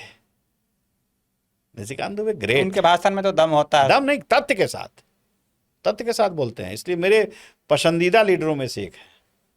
अगर मेरे 5 पसंदीदा लीडर हैं तो उसमें से एक निशिकांत जी भी। बाकी 4 को हैं। सबका बात अब आज ही बता दें, कुछ दिन रहने दीजिए ना, सबको बताएंगे। अच्छा, 2-4 नाम लेते हैं, उनके बारे में आपको एक लाइन बोलना है। नरेंद्र मोदी कैसे लगते हैं आपको? बढ़िया है, अच्छे प्रधानमंत्री हैं। काम करने का तरीका कैसा है? बहुत बढ़िया। लोग कहता है कि एक्टर हैं, वो कोई अच्छी एक्टिंग कर लेते कोई हैं। सिनेमा में तो उनका काम रोल कभी हमने देखा नहीं है, तो एक्टर कहाँ से मान लेंगे। अच्छी एक्टिंग करते हैं। मैं सिनेमा में जब तक फिल्म रुपहले पर्दे पर कोई काम ना किया हो तो उसको एक्टर कैसे मानोगे आप। और राजनेता कोई एक्टर नहीं होता है, राजनेता धरातल का चीज होता है। अमित शाह को कैसे देखते हैं? अमित शाह लौह पुरुष। सरदार पटेल के बाद अगर किसी को उपाधि दी जाएगी तो उसका नाम अमित शाह। अगर अमित शाह है तो अमित शाह जी हैं तो सारा चीज मुमकिन है। कांग्रेस के लोग भी प्रियंका गांधी कह चुकी हैं कि चाणक्य हैं, चाणक्य होते तो आज होते तो भी शर्मा जाते। कहे ना कि सम्राट चौधरी का नाम बार बार आ रहा है जीभा पे, चूंकि हमारे अच्छे मित्र हैं। अमित शाह जी अगर हैं तो सब मुमकिन है, सब मुमकिन है। और अमित शाह जी ने करके दिखाया है। धारा 370 हटाया, सब कुछ करके दिखाया है। और अभी ये बिल भी पास करा लेंगे, जो ये बिल है ना, ये अभी जो महिला वाला आरक्षण बिल वाला जो, हाँ। ये सब पास करा लेंगे। अब तो सारे सांसद योगी आदित्यनाथ कैसे लगते हैं आपको? उनका कार्य शैली कैसा लगता है आपको? मजबूत हैं, अच्छा काम करते हैं, हमारे पीठाधीश्वर हैं। और वोट दिया उनको आपने? हाँ बिल्कुल, लोकसभा चुनाव के समय बिल्कुल 97 में पहली बार लड़े थे, हम्म। तो मैंने दिया था वोट। अखिलेश यादव कैसे लगते हैं? विजन अच्छा है, सोच अच्छी है, काम करने का तरीका सही है। सही नहीं है? सही है। सही है। नहीं का फिर सवाल ही नहीं पैदा होता है। फिर पीछे कहाँ रह जाता है? सरकार नहीं बन पाती है उनकी? सरकार नहीं बन पाती है कि सरकार, देखिए, सरकार नहीं बनने का रीजन अब बहुत सारी चीजें हैं। आप राम को भूलोगे तो राम आपको भूल जाएंगे। आप कृष्ण को भूलोगे तो कृष्ण आपको भूल जाएंगे। तो अखिलेश जी नहीं भूले हैं। अखिलेश जी तो अपने शैफई गांव में केदारनाथ धाम बनवा दिया वो आदमी, और 51 फुट लंबी श्री कृष्ण की मूर्ति लगाए हैं। तो जदुवंश तो भगवान का पुजारी होता है, लेकिन उनका कुछ उनके कार्यकर्ता थे, कुछ उनके लोग थे उनके पार्टी में जो तुष्टीकरण की बात बोलते थे, तुष्टीकरण की राजनीति करते थे। ऐसे लोगों से अखिलेश यादव जी अब सावधान हैं और अच्छा काम कर रहे हैं। सम्राट चौधरी, सम्राट चौधरी तो सम्राट चौधरी तो भविष्य उज्ज्वल है। क्या उनका अच्छा लगता है गुण? कुछ अच्छा लगता है? आप 97 से हैं, 30 साल से अप्रॉक्स। मैंने सम्राट चौधरी जी का गुण ये अच्छा है कि अगर जवान दे देगा व्यक्ति तो पलटेगा नहीं। अगर आपको यह व्यक्ति कह दिया कि फलां चीज आपके साथ है तो आपके साथ खड़ा है, आपके बुरे में भी आपके भले में भी। जबान का परफेक्ट और सही शब्द का चयन करने वाला, और जो जिस लायक है उस लायक उसको इज्जत देने वाला व्यक्ति हैं सम्राट चौधरी जी। उनका भविष्य उज्ज्वल है। 20 वर्षों तक मुख्यमंत्री बने रहने का चांस है। बहुत बड़ी बात कह रहे हैं आप, 20 हाँ, वर्षों तक। 20 वर्षों तक बने रहने का चांस है। अब तो पार्टी में, बड़ी पार्टी में है, लेकिन 20 वर्षों तक बने रहने का चांस है। तेजस्वी यादव, लालू जी का गुण नहीं है। कौन गुण नहीं? 10% भी नहीं। 50 जिस दिन लालू यादव जी का गुण 50% आ जाएगा, तेजस्वी यादव नेता हो जाएंगे, खड़े हो जाएंगे। बिल्कुल। तेज प्रताप यादव, राधा रानी का पुजारी। तेज प्रताप के साथ गलत हुआ, उनको घर से निकाल दिया गया, पार्टी से निकाल दिया गया। किसी के फैमिली के विषय में बात करना मेरा अधिकार क्षेत्रफल के बाहर है। पार्टी से निकाल दिया नहीं, गया। किसी के फैमिली और किसी के पार्टी की अंदरूनी बातों को बोलना मेरे क्षेत्राधिकार का ही बात नहीं है। इसलिए मैं अपने क्षेत्रफल से बाहर नहीं जाता हूँ। अपने क्षेत्रफल में रहकर ही मैं बात करता हूँ। मेरी पार्टी के बारे में आपने पूछा, मैंने बताया। नेताओं के बारे में पूछा, मैंने बताया। राधा मोहन सिंह कैसे लगते हैं? राधा मोहन सिंह परिस्थिति के नेता, परिस्थितियों के नेता। परिस्थिति के नेता। ना उनके अंदर कोई विजन है, ना सोच है। 7 बार के सांसद हैं, 1 बार के सेंट्रल मिनिस्टर हैं। हाँ, और उनके पास अगर नहीं, सेंट्रल बीच में हट गए थे, 5 साल का कार्य कहाँ पूरा किए थे। हाँ, हाँ। तो ना क्षेत्र के किसी दुख दर्द से किसी से मतलब है, ना किसी का न्योता प्यानी से मतलब है, ना क्षेत्र में कोई मतलब है काम से। तो पार्टी नाम माने मोदी जी के नाम पर जीतने वाले व्यक्ति हैं। परिस्थिति जन नेता, परिस्थितियों के सांसद हैं, परिस्थितियों के नेता, परिस्थितियों के साथ। संजय जायसवाल, संजय जायसवाल अपने पिता के विरासत को संभाले हुए हैं। उनके पिताजी मदन जायसवाल जी 3 बार सांसद थे, संजय जायसवाल जी 4 बार सांसद हो गए। संजय उनमें काम करने की काबिलियत है, उनमें काम करते हैं आपके हिसाब से? क्या लगता है आपको? नहीं, काम करते हैं, अच्छा है, ठीक है, अच्छा काम करते हैं। हाँ, मिला जुला के ठीक है, मिलजुल के अच्छा काम हाँ। करते हैं। आपने हमें समय दिया, इसके लिए बहुत बहुत धन्यवाद। बहुत धन्यवाद आपको भी। आपने टेढ़ा मेढ़ा क्वेश्चन किया और घुमा करके फंसाने का जो आप काम करते हैं, भगवान करें आप दिन दुगुना रात चौगुना तरक्की करें। हिमांशु जी, आपको मेरी तरफ से बहुत गुड लक। थैंक यू, धन्यवाद।